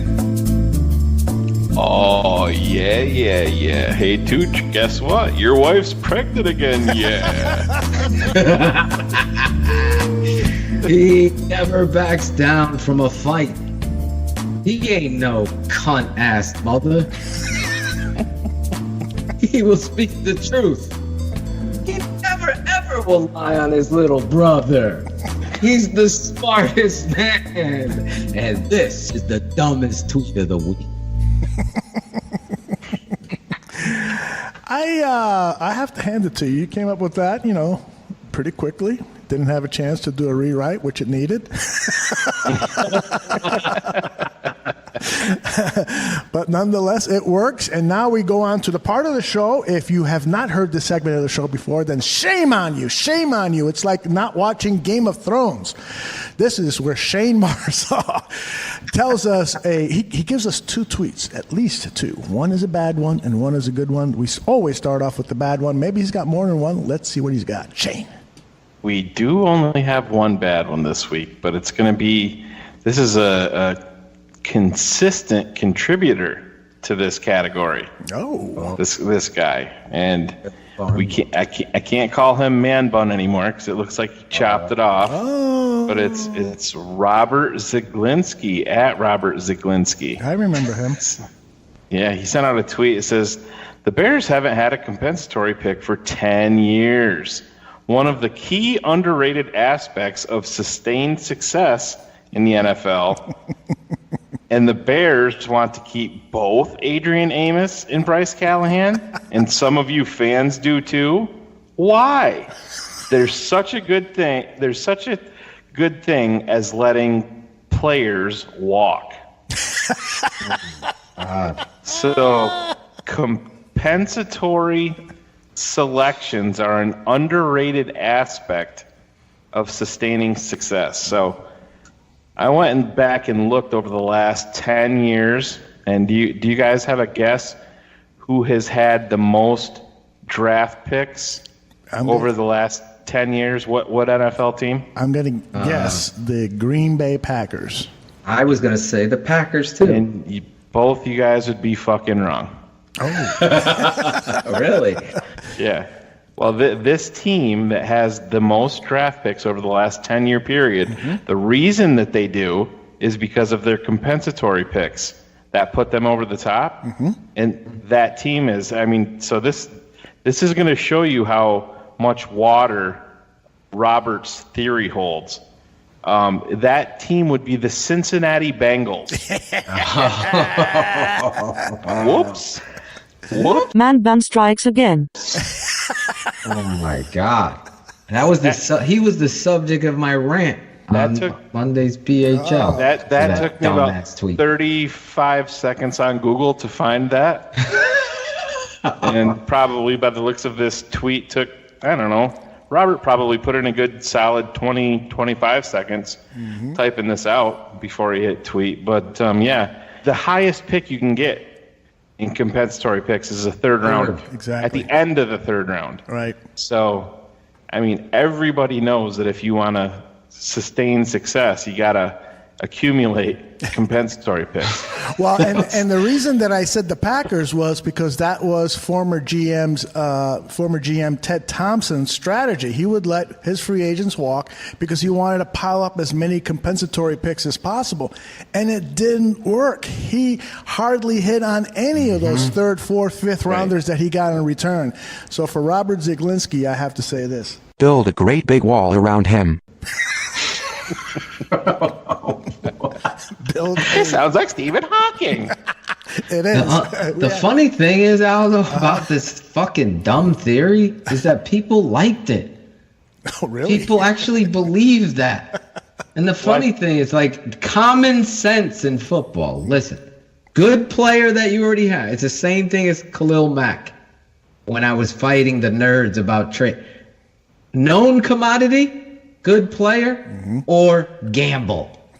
Known commodity or like, who works with a gamble? I don't get because you have more shots at a gamble? You're a fucking loser. You are a loser. A great big nerdy loser. You try to build your team with a fucking calculator. And it doesn't, yes, you have to be financially responsible. We understand that. You can't just go out and pay, exorbitant amounts of money to everybody. We understand that. But come on. This is not about third round draft picks, fourth round draft picks. Have the Bears hit on those picks? Yeah, we have lately. But it's a very, very, very, very minuscule part of the success. Yes, you want to have more bullets in the chamber. to give yourself more of a chance. But the Cincinnati Bengals, that, like I said, that your theory is blown out of the water right there. Put more bullets in the chamber, point it at your head, and fire. So Adrian, we know you're a good player, but we want sustained success. So we need a pick at the end of the third round. Yeah. Maybe we'll get someone good there. That's good. Yeah. That's good. Oh yeah. Oh yeah. I guess when he cut that man bun off, all the fucking knowledge left too. Yeah. He invented the shag rug and the commentary not too shabby.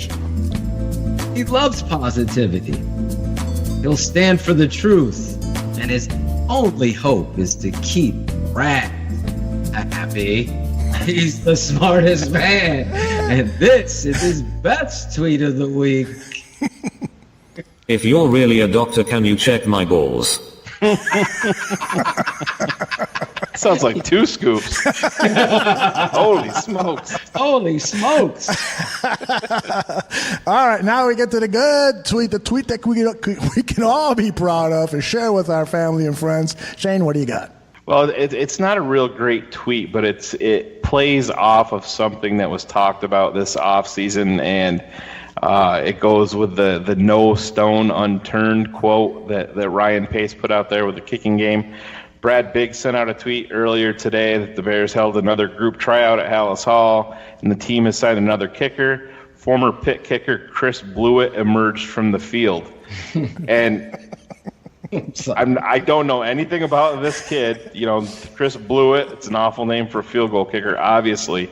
But the bigger story to me is that you dated a prom. Like you had a date with Blewit. Girl. It's a bad Her name name was for anybody. like Alicia Blewit. Let me introduce you. Kimmy Head. Please meet Chris Blewit. Yeah.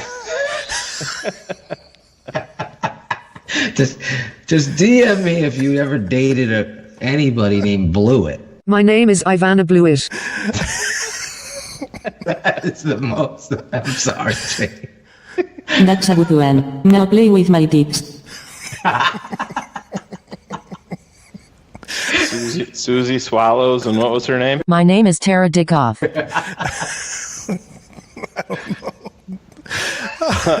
Okay. Since we're totally off the rails here. Yes, no, Ryan Pace and Matt Nagy both talked about it. They're gonna keep bringing guys in, and this shows that they're not sitting idly by. Free agency opens next week. They're still bringing in all of these kickers because they want to get it right. And like I said, you want to see, they have to get this right. It's just as, I don't want to say it's just as important as picking the right quarterback, because it's not on that same level, but we see that it can destroy your season in the blink of an eye. And that's, I'm just glad that they are out there, doing what they said that they were going to do and trying to find out. And I don't think they're done. I don't know how you guys feel, but I think there's going to be even more in store. You are very, very smart.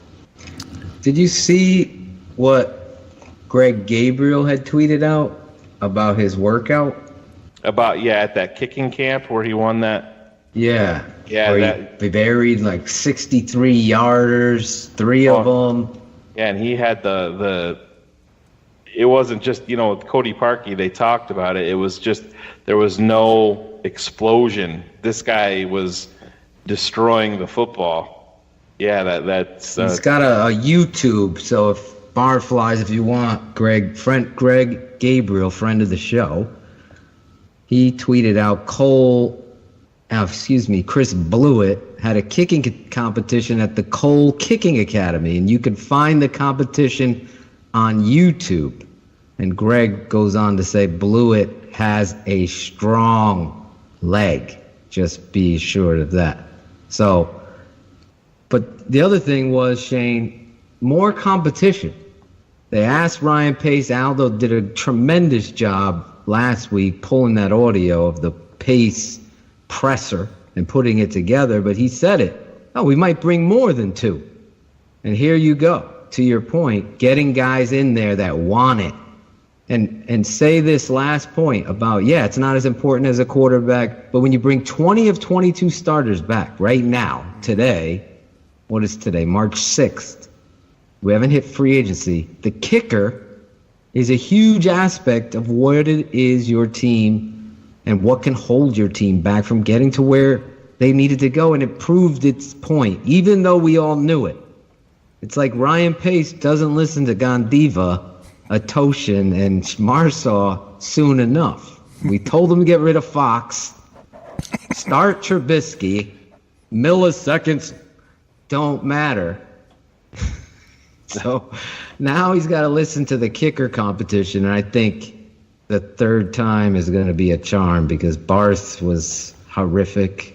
I'm sorry. At least he didn't listen to me when I said, don't go after Khalil Mack. We got to give him credit for that. Exactly. Just wait a couple of years and you can sign him for free. That's right. That was a great line. It's the Sandman, Chris Sandman. Sorry about that. Some people are still stuck in 1985. Be you. Be you. That's Matt Nagy's message to the Bears. That's also the message that you at Bears Barroom want from us for this tailgate show. Well, you got it. What's up, fellas? So you want to know why we want to be on this tailgate show? Why I want to be on this tailgate show? You know, I've been a Bears fan pretty much my whole life since I was about 6 or 7 years old. Followed them through thick and thin, and over the last couple years have been the greatest years of my life as far as being a Bears fan. You know, Bears Barroom is what I've been looking for 20 plus years. All the fellows that I've met along the way, you know, you guys give us an outlet to be the Bears fans that we want to be. You know, when I met Phil and Aldo and Pablo and Jim Larison and Trey Busy and Greg Braggs, you know, it just totally opened up my eyes to how passionate other Bears fans were and are that I haven't even met yet. Bears Barroom has opened that avenue for all of us, and I totally appreciate it, and I'm glad that you guys are doing what you're doing. You know, just like I put on the flag, #truth. You guys speak the truth. I want the truth, and I do my best to speak the truth. This opportunity is an amazing thing that you guys have done. What I love about the bar room is not only are you just talking, but you guys are talking to us. You know, you guys are involving us, other fans, just like yourselves. You know, you guys open avenues for all kinds of people to do all kinds of things. I mean, look at the Super Barflies. Look at what we've all done. The opportunity to share that on Sunday mornings with Bobby Bombs, Joe Mandel, all of you guys is just an amazing opportunity that would be very humbling if I was one of them chosen. So even if I'm not, you know, I know whoever does is still going to do an amazing job. You know, every Barfly knows that we are a collective family. Bears Barroom brought us together and made this possible. I'm a Super Barfly, but I want more. You know, I love having an outlet for my Bears fandom for what this is about. And, you know, you guys have made that possible. And Shayne, even though we haven't met yet, that phone call that you and Phil gave me for the Super Barfly, it meant a lot to me. You know, even though it was on a very bad football night as far as the Michigan Penn State game goes, you know, that was still the light of my weekend. You know, I couldn't ask for more. The sincereness that all of you guys bring to all of us, and everyone that I've met through Twitter, through Bears Barroom. It's made me a different and better person, and it's made it more fun to be a Bears fan. Love talking about the Bears. There aren't as many passionate fans around here as there are everywhere else that we get to meet, we get to hear about. But, I live in Colts country, and it's been hard. It's been hard, especially since the Super Bowl. Thanks to you guys, I've made a lot of good friends. You guys are like family to me. So whatever happens, and I can't wait to see what the next chapter of the tailgate show is. Thanks, guys. I appreciate it.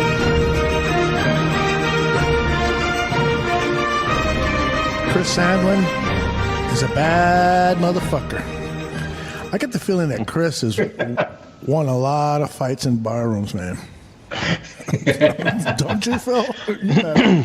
Yeah, around his presence, he seems like your guy you don't want to fuck around with. That's for sure. He's a cool guy, man. He is a great dude. His entry was so fucking good. Well, I put it on the promo tonight. Yeah, and that's the thing. There's so many visual aspects to it that were so awesome, to the blueberries and the bowl of blueberries and the blueberry beer and the way that it starts off. I mean, I everybody texts, LOL. Well, I literally LOL'd when his video started off. That was fucking classic. That was pretty cool. It was.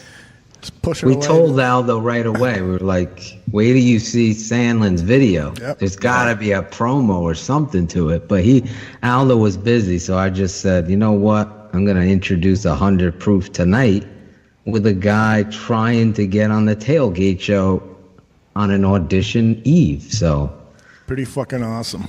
It really was. That was great stuff. And then the Rudy soundtrack in the background. Kind of looks like Rudy.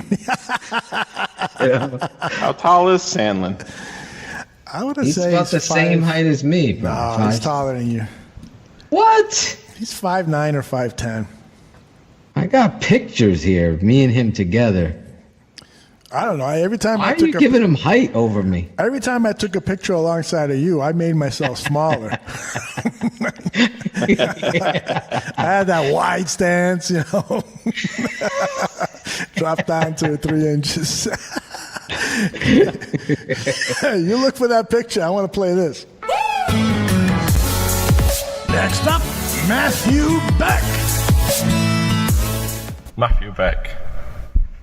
My shot, my rant. The Chicago Bears, a team with culture, history.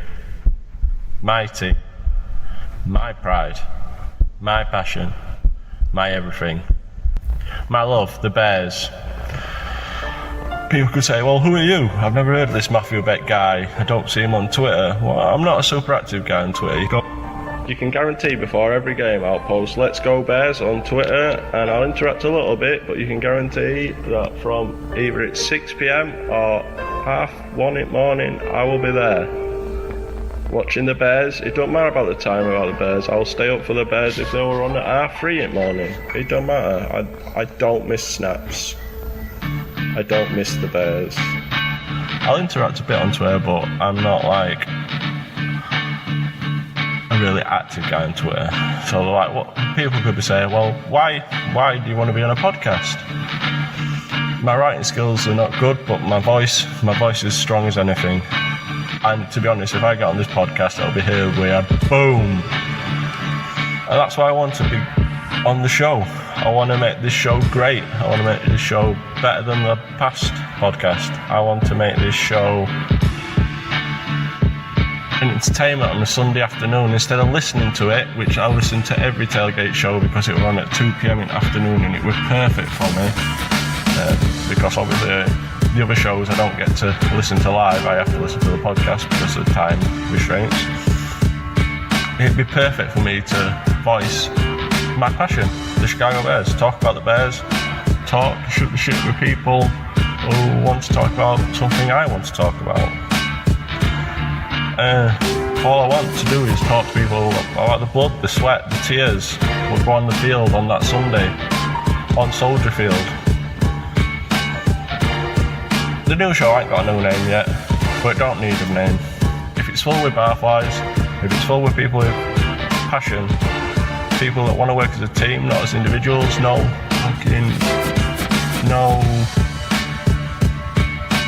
secret fucking plans about doing something else.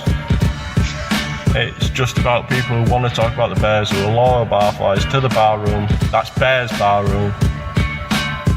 But this show will be different. No circle jerking, all agreeing all the time. We just need to be legit. Like Nagy says, be obsessed about the Bears, but we're already obsessed about the Bears. I love the Bears. I love the bar room. When you combine my two passions, you will get the best out of me. So let's get fired up. The Bears are back in September, and this show needs to be ready. It needs to be its best. Bobby will bring the bombs, and I will bring the fire. Let's make some explosions. Let's make ripples in Barfly Nations.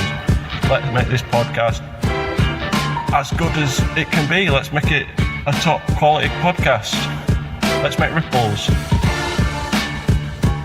And just everyone with the right mindset, put people in the right mindset for the game that's to come. For the passion, for the Bears on Sunday. So let's make this new show have an identity. Let it be the hype squad. This podcast ends an hour before the game. Let's not have no Davy Downer bullshit. Let's not point fingers. Let's just be Bears fans. Let's bring the passion, the energy. Something fun. Great for the listeners. And all I've got to say on that is bear down and a boom.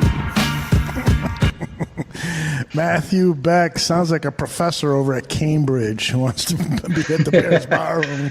Across the pond bringing it, huh? When you said Matthew and I'm like, fucking Balsley put in a submission. He's back with his jerky. That would be fun to have Balsley back. He's too much. He's too much of a pussy.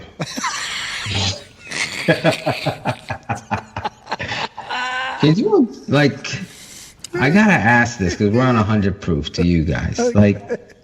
Say me and you get into a spat, which we argue and whatever, but I leave and I'm like, fuck you. Mm-hmm. And I've talked all this shit about other people that I don't like. Mm-hmm. But then I go running to those same other people that I don't like. What kind of, honestly, guys, I'm keeping it 100. I'm not going to say names or anything. You could put your own names to this. Mm-hmm. But what is that? Because that's not in my body. If I fucking hate what you did and I'm mad at you, I'm not going to other guys that I fucking hate too just because they hate you too. Yeah, I what know. Is that? I think I know who you're talking about. I'm just seriously. And I have no idea. Aldo, would you like to fill me? That's Matt Balsley did that exact behavior. Yeah. Acting. What is it? Is it no backbone? You have no moral integrity, or everything you said was false? Everything you stood for is false. I can't imagine being that. So I'm glad we did, I think Gaines said this to me once. I'll steal it. You fucking cut the grass low, the snakes scramble. You start seeing the fucking snakes.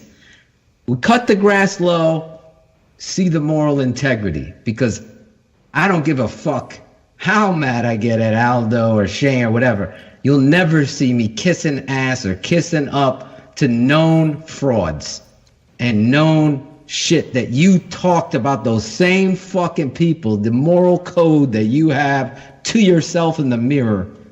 I don't know. I guess as a football guy, that doesn't work in the locker room. Because I guess if we ask Woods or any of those motherfuckers, they'd be like, fuck no, that's a fucking puss boy. He talked about how good their locker room was. Exactly. He said that was one of the reasons why they were 12-4. That was huge. There was no drama. I mean, it tells you right there. Mm-hmm. That's what we don't want. Bears Barroom breaking news. Shayne has just sent over a photograph of draft The Dr. visual Phil. reference? Yes. Oh, I sent it in Slack. I know, but Shayne added a... Oh, he added some more to it. Oh, Jesus. I didn't see all this. So we have a photo here of Phil, and to his right is Chris Hanlon, who is clearly 2 to 3 inches taller than him. And to Phil's left is Pablo Jax, who is also 2 to 3 inches taller than Phil. And Shayne has provided an arrow. I know. He's doing graphics on this shit. I can't even do him a graphic to promote the show. He's like, I don't know how to do. He's busting my balls. I sent you a BHL promo. You fuckers never even used it. Oh, really? Oh, really? Come on. The DK Metcalf. That was Joe. He's fucking dropping the ball, Joe. He's probably watching the fucking Blackhawks game. Is Joe a Blackhawks fan? Oh, yes. Go ahead. Honey, did you taste this cake? Is this the one? Is this the one? Hold on. I thought we were going to have Pop-Tarts. He's like, guys, I'm busy. I got a tasting. What tasting is he at this time? This guy's had more tasting for his wedding. All right, we got a lot more entries, but for today, this is the last one we'll play. We'll play some more next week. Never mind the ring. He's not phoning this one in.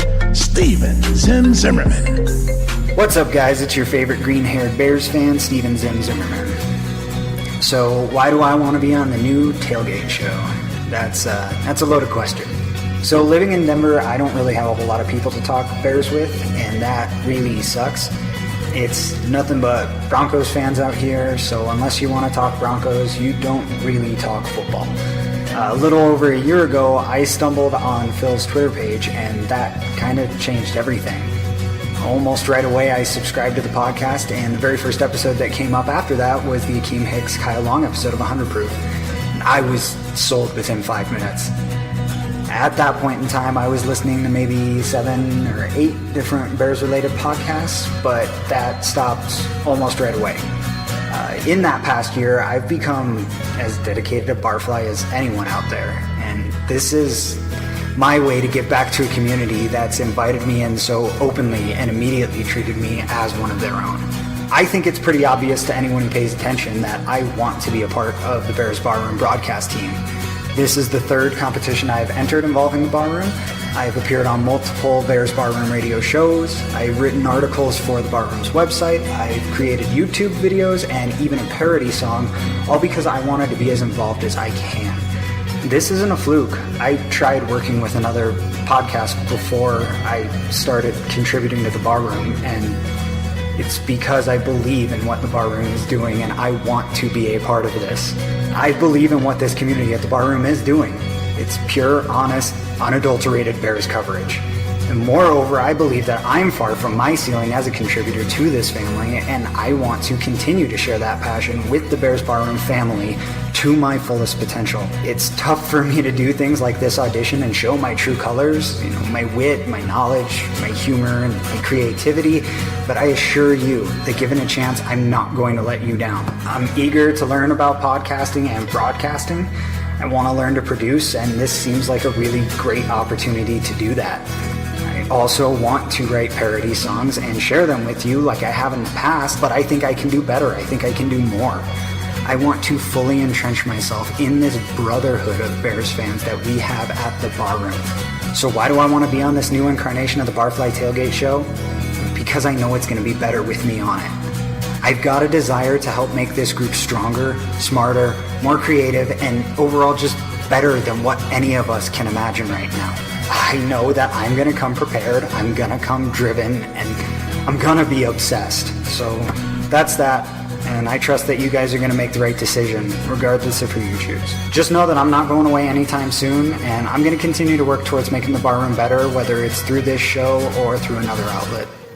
That ain't bad, man. Zim. You know what I'm listening to Zim's. That was like, he did all that himself.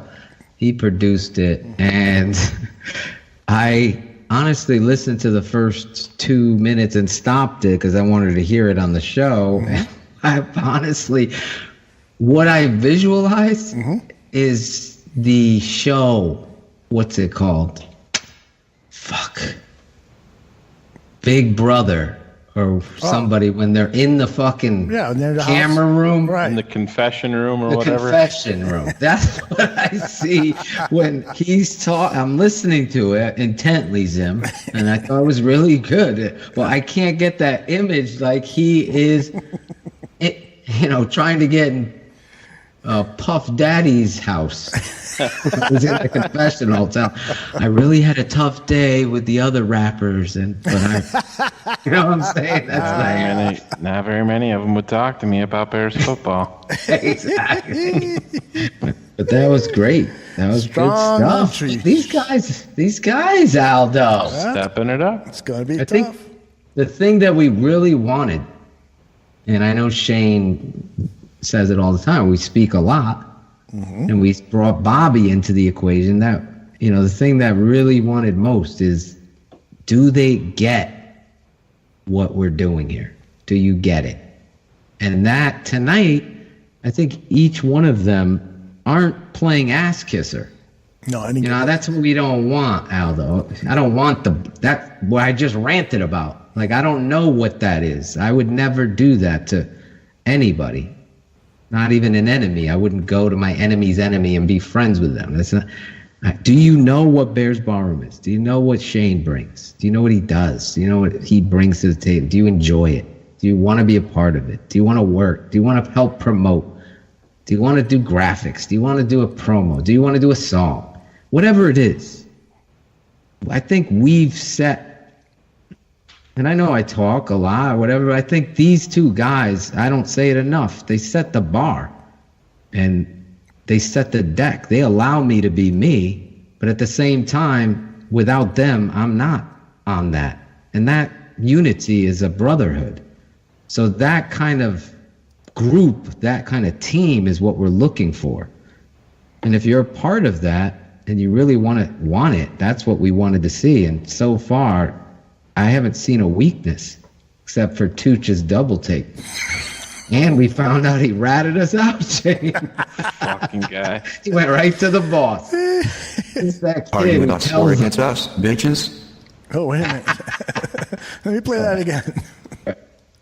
Are you with us or against us, bitches?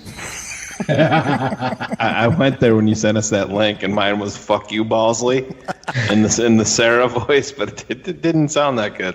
Yeah, you gotta. Certain sentences work well and certain don't.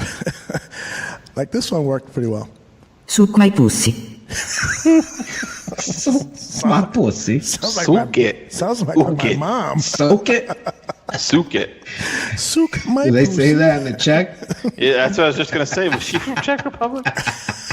I swear to Smartest God. man in the bar, that's funny. Did you hear that one? I went.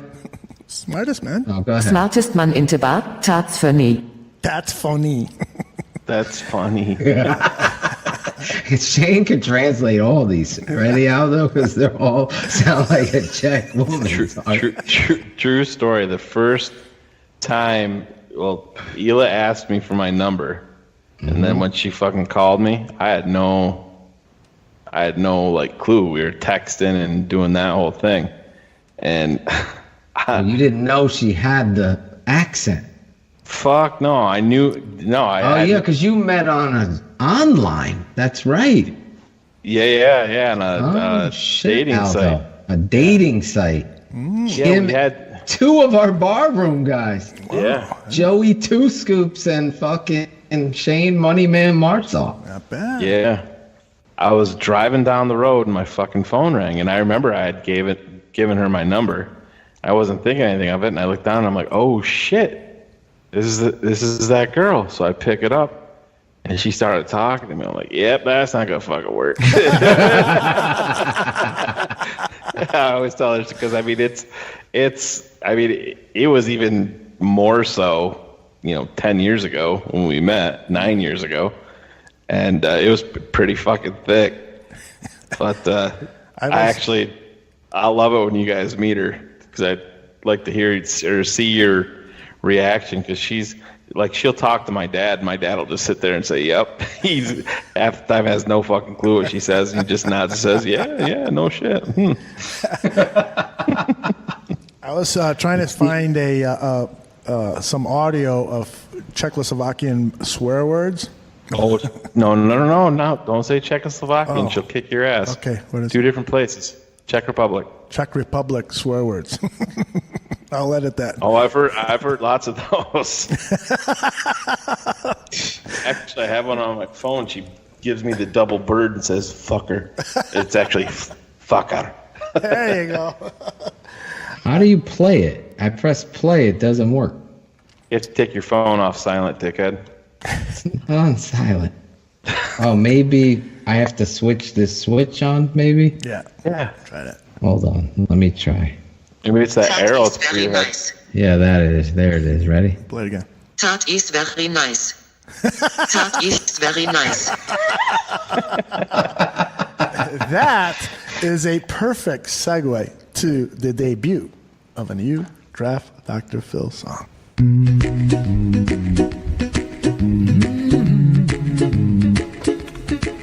Oh, yeah.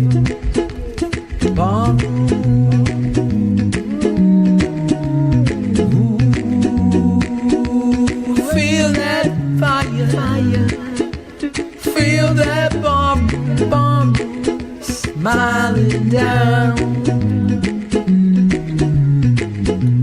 Here's a little song I wrote. Greg told me sing it note for note, but don't worry. Make Greg happy. In the Bears Twitter we may have trouble, but when you worry you make it double. Don't worry, Greg. No. Greg's happy. The tailgate show left you for dead, but don't yell, just smile instead. And don't worry, Greg. No. I'll be happy. But if Mike Brestrunk tweet you, go for what you know. Do you and be you and be you and be Greg and be happy. Mike Brestrunk tweets about the show. Don't give a fuck and don't be an asshole. And don't worry, Greg, I'll be happy. Ain't got no love for Captain Hook. Ain't got no time to be that smug. And don't worry, Greg. Oh, Bob's happy. Oh, when you get angry and stuff, it might mount up and give you that love. And don't worry. Come on. Be happy. Everybody sing it. Ain't nobody ain't got no trouble. Every time you feel me in trouble, don't worry, tell the truth and be happy. The man got to make his tweet. Yeah. The dumbest tweet of the week is free. And don't worry, Greg, and Greg's happy. We got Dan and his big voice. We are the podcast that's your choice. And don't worry, no, barflies. Be happy. We keep it real, we speak the truth. Don't like the nerds in their captain shoes. And don't worry, Greg, be happy. The super producer might get real mad, but he's got a real baller pad. But don't worry, you don't have to worry. He's happy. Take a little look to see who's in trouble. Don't respond, don't need it double. Don't worry, Phil. He's happy. We got Aldo, Phil, and Shayne. It's 100 proof we done it again. And don't worry, we're happy. Yes. Come on, yes, Bears Barroom. Ooh, Barroom.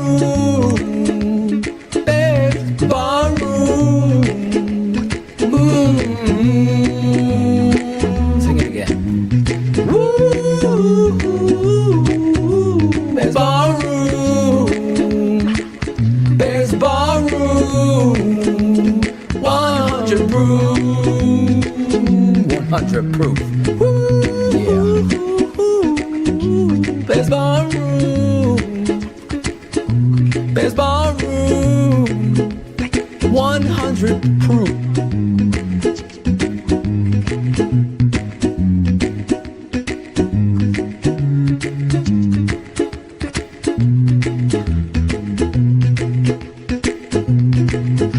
And that's it.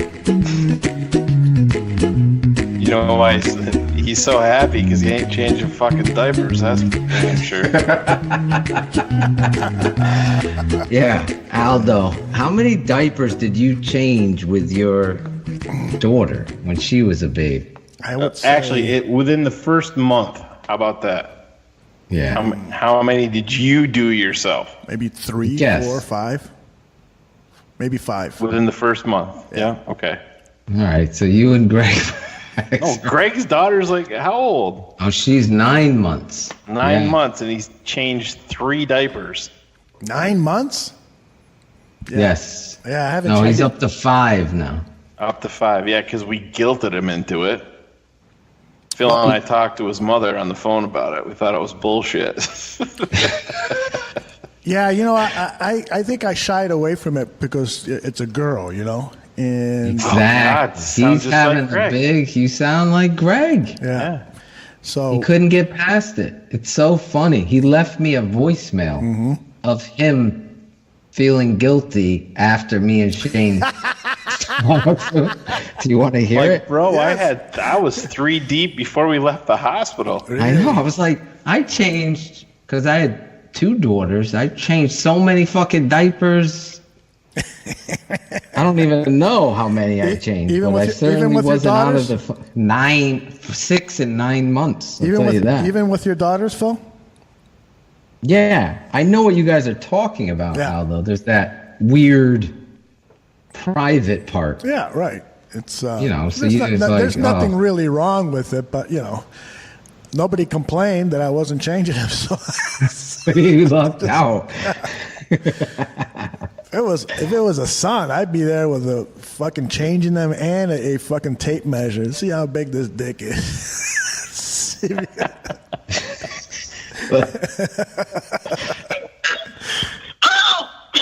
I'm doing it! I hate you! Right now, as we speak, I'm changing diapers. Right, Jenny? Yes, thank you. Yeah, I'm doing it. All right. We got it clean. Quit looking at me like that, Eddie. I hope you're happy, Phil. Here I am. I got a witness. All right, we'll get this tab over. That good? Yes. Did I do it? Yep. I did it. There you go. He's got his lovely wife, Jenny, the nurse, witnessing this for him. Me and Shayne have been giving the man on the streets and in the seats such a hard time with this. So finally, he's changing diapers. We got to keep it 100, right, Phil? Keep it, Mr. Sunshine, Greggy Sunshine. Yeah. Come on, guys. Can't you guys just forget about it? Let it go. We'll be happy and hug it out, and we'll put on our 12 and 4 jackets, and live it up. How? 12 and 4. So here's a little Twitter update. Oh, breaking news. Yeah, well, Josh has eloquently followed us all back on Twitter. But when I tweeted out about his interview, I put the hashtag Fat Josh that he was telling us about.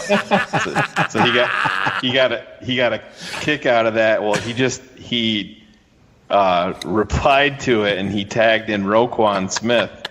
Oh. So I said yes. Josh and Roquan both have to come back on Bears Barroom to talk about Fat Josh and Roquan's dancing ability. So. My God.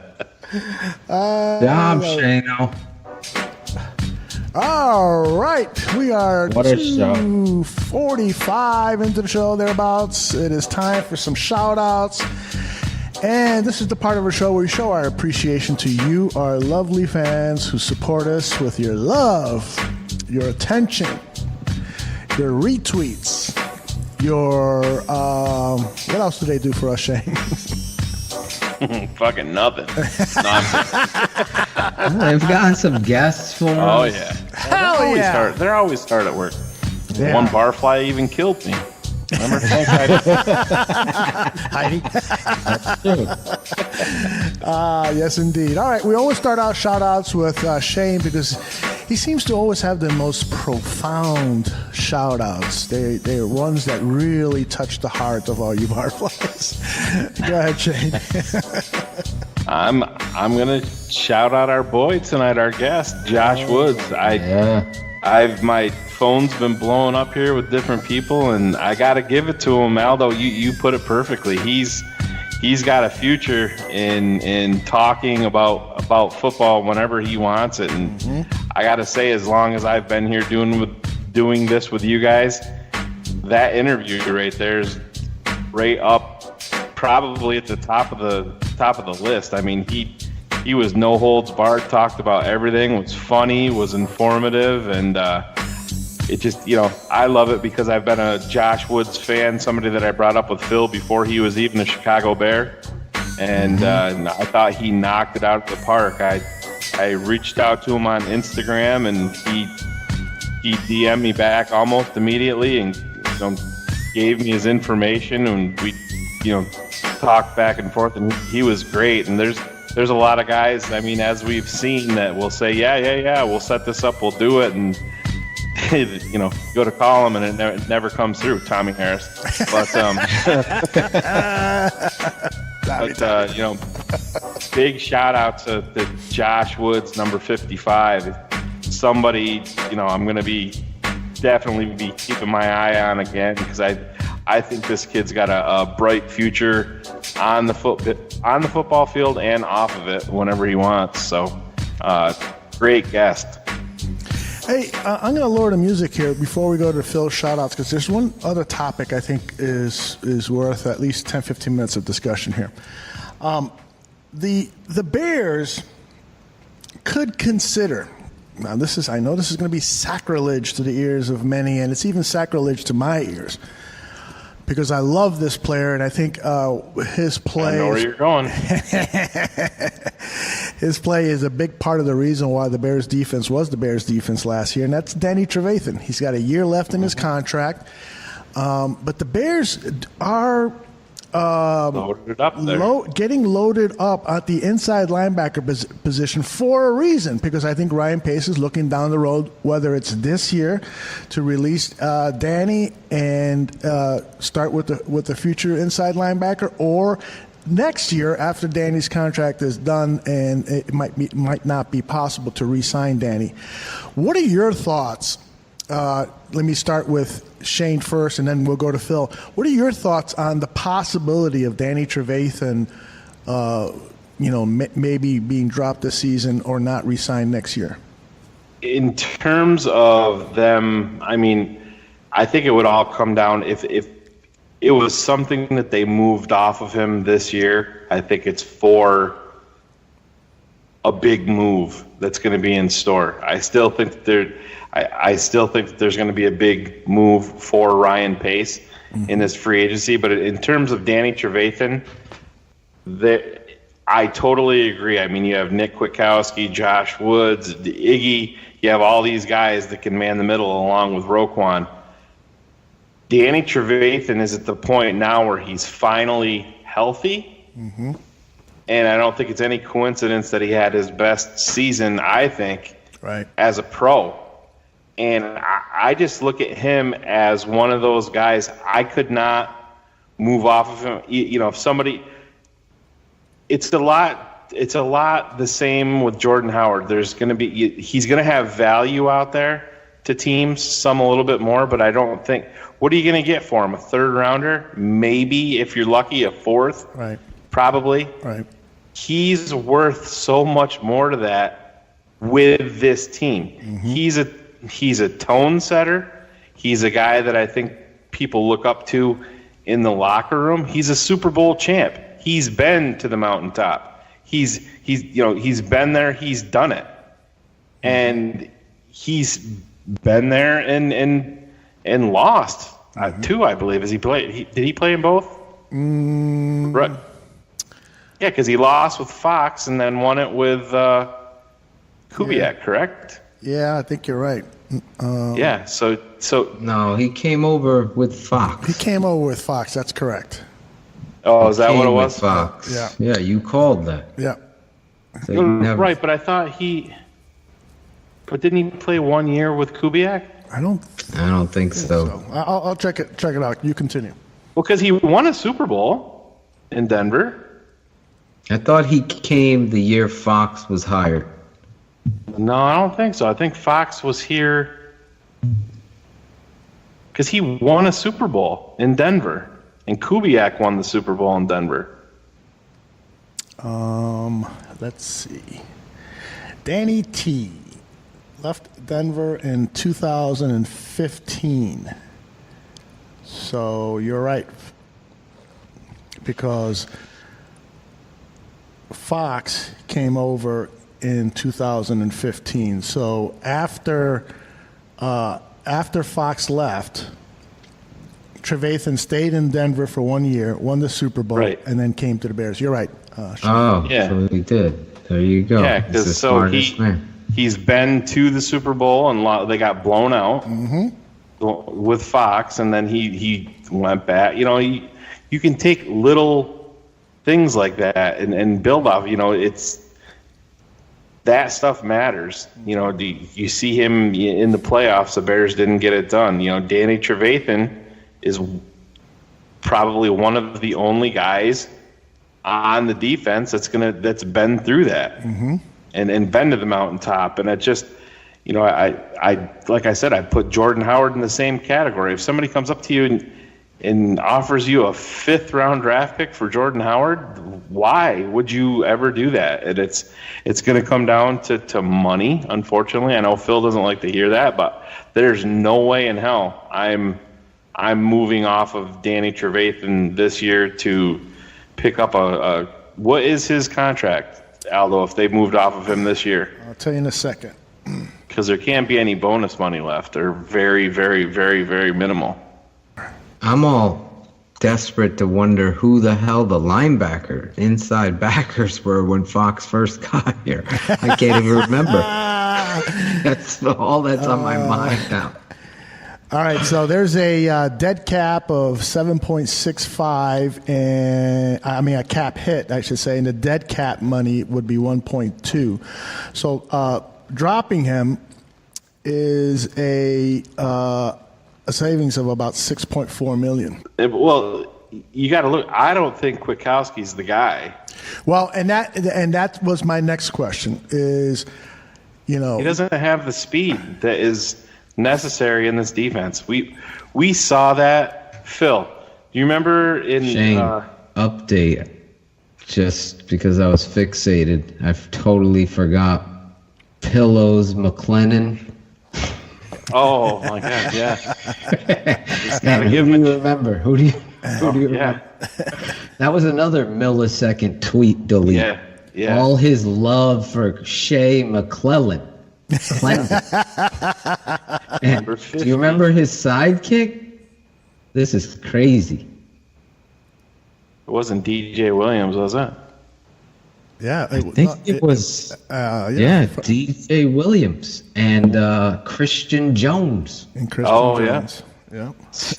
Remember how upset people were when Christian Jones went to Detroit? I was crying. Yeah.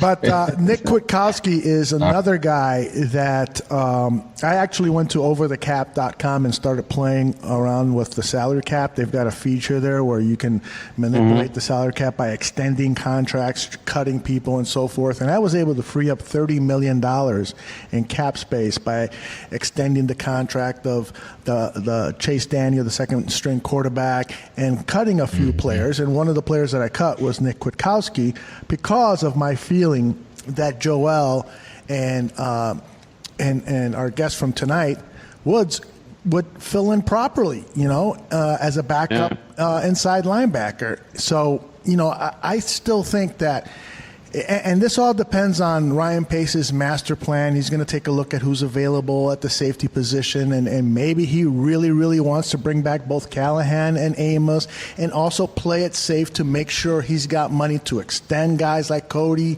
Whitehair and extend Leonard Floyd, because that's huge too. He's got to look down the road another season and extend these guys and make sure that he has money. And then when it comes down to Trubisky, even if the salary cap is going up $10 million every year, there's still going to be a little bottleneck there in 2 or 3 years where you got to make sure you got enough money, and so certain players do have to go. And I think that the Bears potentially have played this very smart at the inside linebacker position. If they keep Danny T another year, then Joel and Josh Woods are that much better to inherit an inside linebacker position. I totally agree. And one thing that you have to take into consideration with these contracts is you have the ultimate contract there to gain money from, and I'm sure you know where I'm going with this, is number 52. When you have that monstrous deal.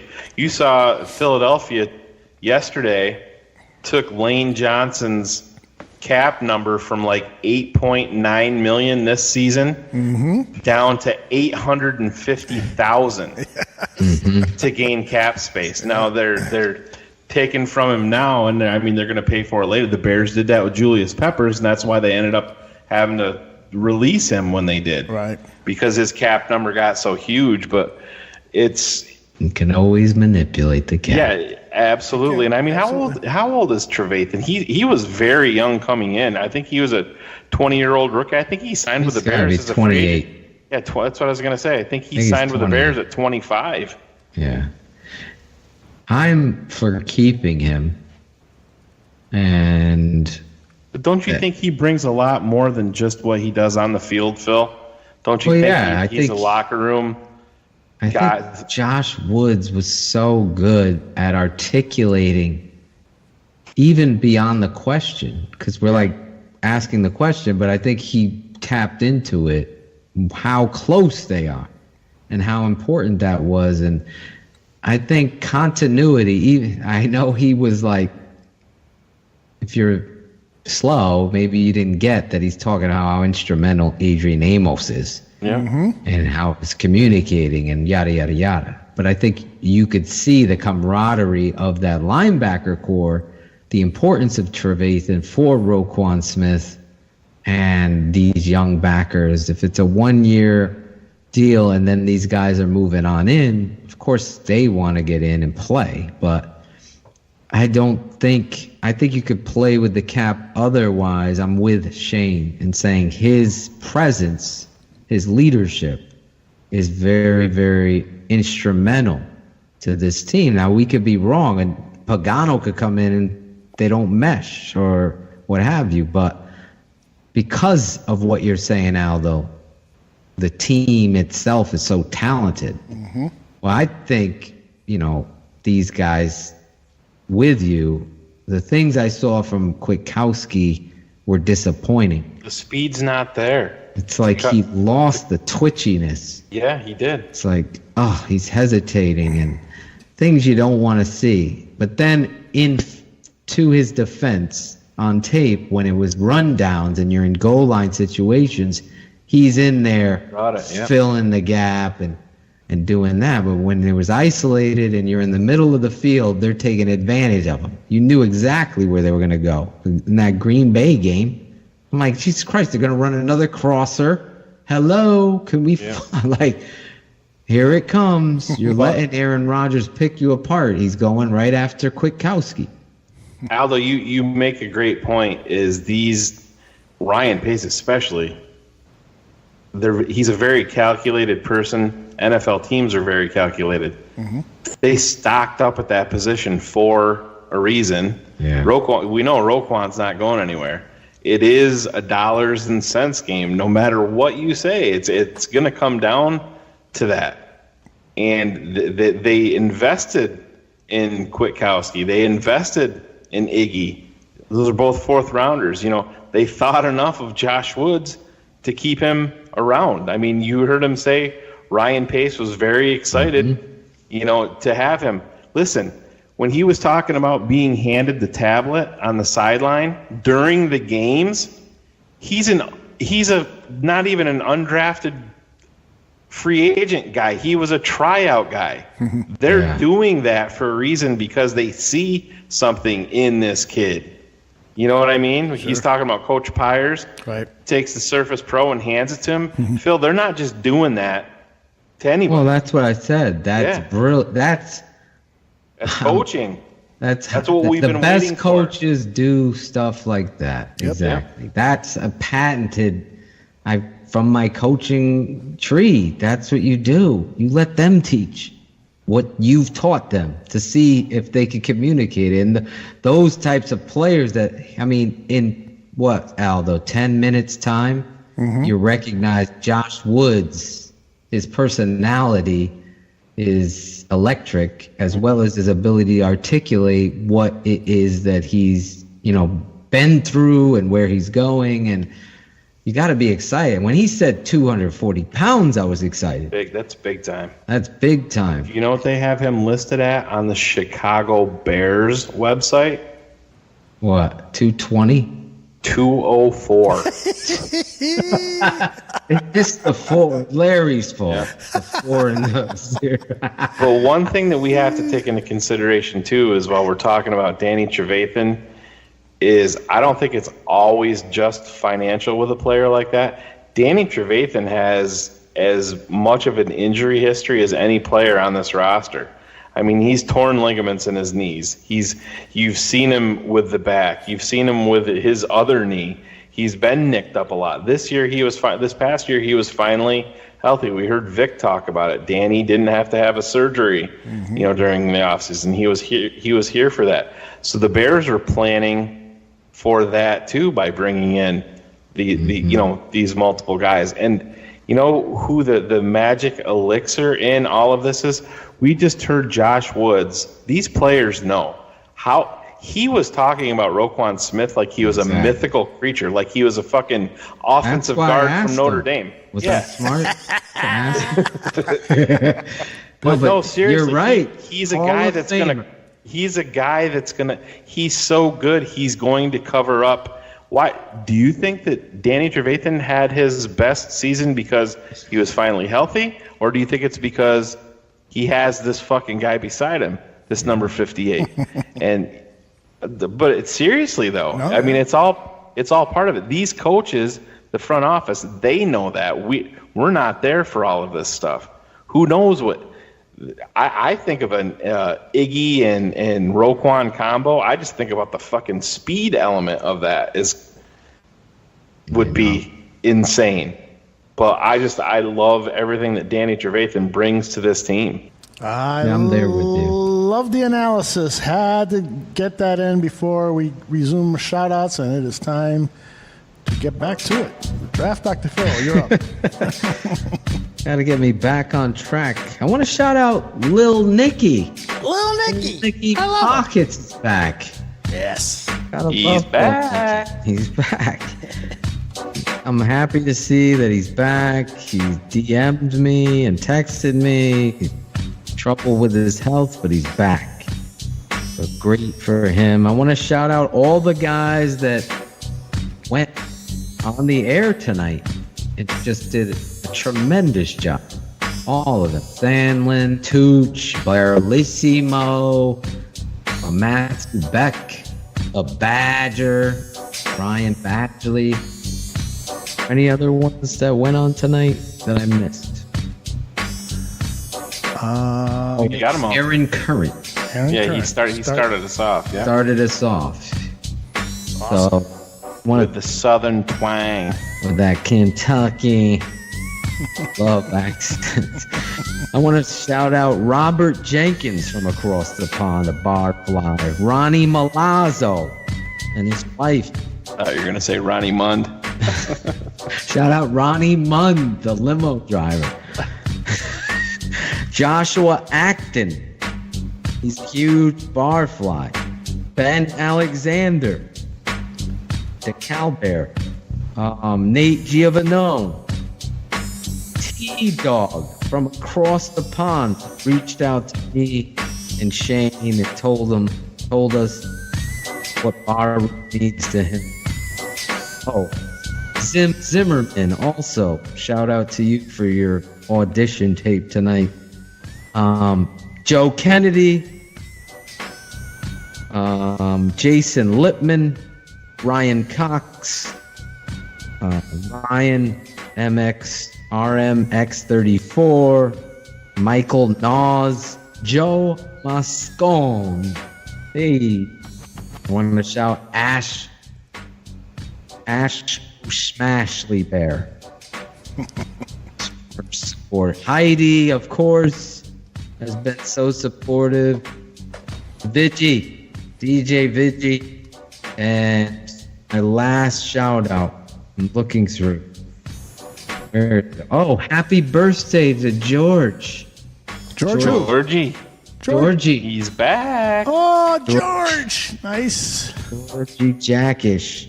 My last shout out, though, is to St. Pendulous, Aaron Mikulowski. Nice.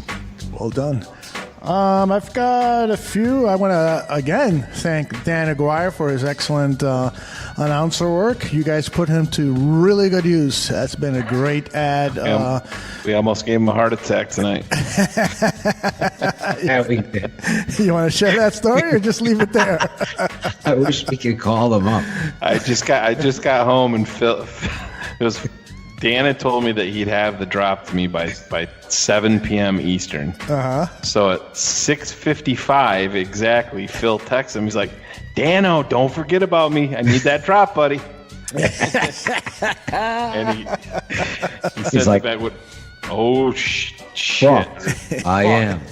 Yeah. Glad you said something. I got hammered with high school basketball as soon as I got here. But I will get it done now. He's been sick and under the weather, so he's fought through it just like a trooper and come through for us with those drops, and they are fucking awesome. He's a great guy. Fucking love Dan. Oh, And the best. You got to bring him back on. Yes, absolutely. That's a must for end of March. The Tooch, I want to thank him for taking me out to lunch. As many times as I tried to grab the check, he just would not do it. And the Tooch is a pretty big guy, so I wasn't going to fight him over it. Bobby Bombs, thank you for reaching out, Bobby. And Bobby has been, he not only protects the country in his role as a service member, but he also is looking out for me and sending me a tweet every once in a while when he doesn't hear from me and saying, "Are you okay, man? You need to talk?" Like, the guy is like not only a military hero, he's like a psychiatrist too. So Bobby Bombs, thank you very much. A shout out to you. Danny Shimon, a shout out to Danny. Like you said, Phil, the guy's been doing a hell of a job in that Twitter machine. Stepping up. We had a talk at the Senior Bowl, and I said, "You motherfucker, you don't tweet enough." I want to shout out Chad Trent, the poobah. He reached out to me with some very encouraging words when he heard about the Barroom NFL legal stuff, which, by the way, is an update to that. Their last communique with me was about 3 weeks ago. I ignored it. They haven't contacted me, so maybe they forgot about us. We'll see. Chris Bodwich also. Chris reached out to me and with some very encouraging words, and I really appreciate those words, Chris. And then my buddy James Kessel, who I want to have on the show one of these days, just because he's one of the funniest fucking guys I've ever met. Kessel. And he's also a Dallas Cowboy fan, so we can fuck with him until he fucking... Oh, we play them this year. That's right. Oh, man, we got to do a show with James on Cowboy Week because that would be funny as hell. This guy has got a great sense of humor. He's a freelance director. He does commercials and TV shows in town. Yeah, a very talented director. And where the fuck's our barroom commercial? I know. Can we get one? That's right. I should hit him up for that. Hey, how about a little freebie here, Mr. Director? All right, guys. Remember, if you drink, please do not drive, and always bear down. Bear down. Bear down. Thanks, Fat Josh. Hashtag Fat Josh in the morning on the promo. He's gonna regret bringing that put that. Actually, he wants to know as soon as it drops. He wants to listen, so you're gonna have to definitely put hashtag Fat Josh in the promo. Actually, I talked to Tooch about doing some graphics to help out by doing some. He is a graphic designer. Yeah. So doing some graphics for BHL and Bears 100 Proof to do these whatever guests we have on the show to lighten the Gandiva's load, if you will. Yeah, Phil and I got some ideas on Tooch. Oh yeah, good. We got a great idea how to use Tooch. We'll talk about that often. We're gonna send them to Packers Barroom. We should. The three of us are supposed to have a staff meeting soon. We should record it and put it on our podcast as a premium. You pay $5, you get to hear us talking about the people. Behind the scenes. That'll be awesome. Behind the scenes. All right, fellas. It is what, 12:30 out east, 11:30 in Chicago. You guys want to say goodnight? Good night. See you next week, you bitches.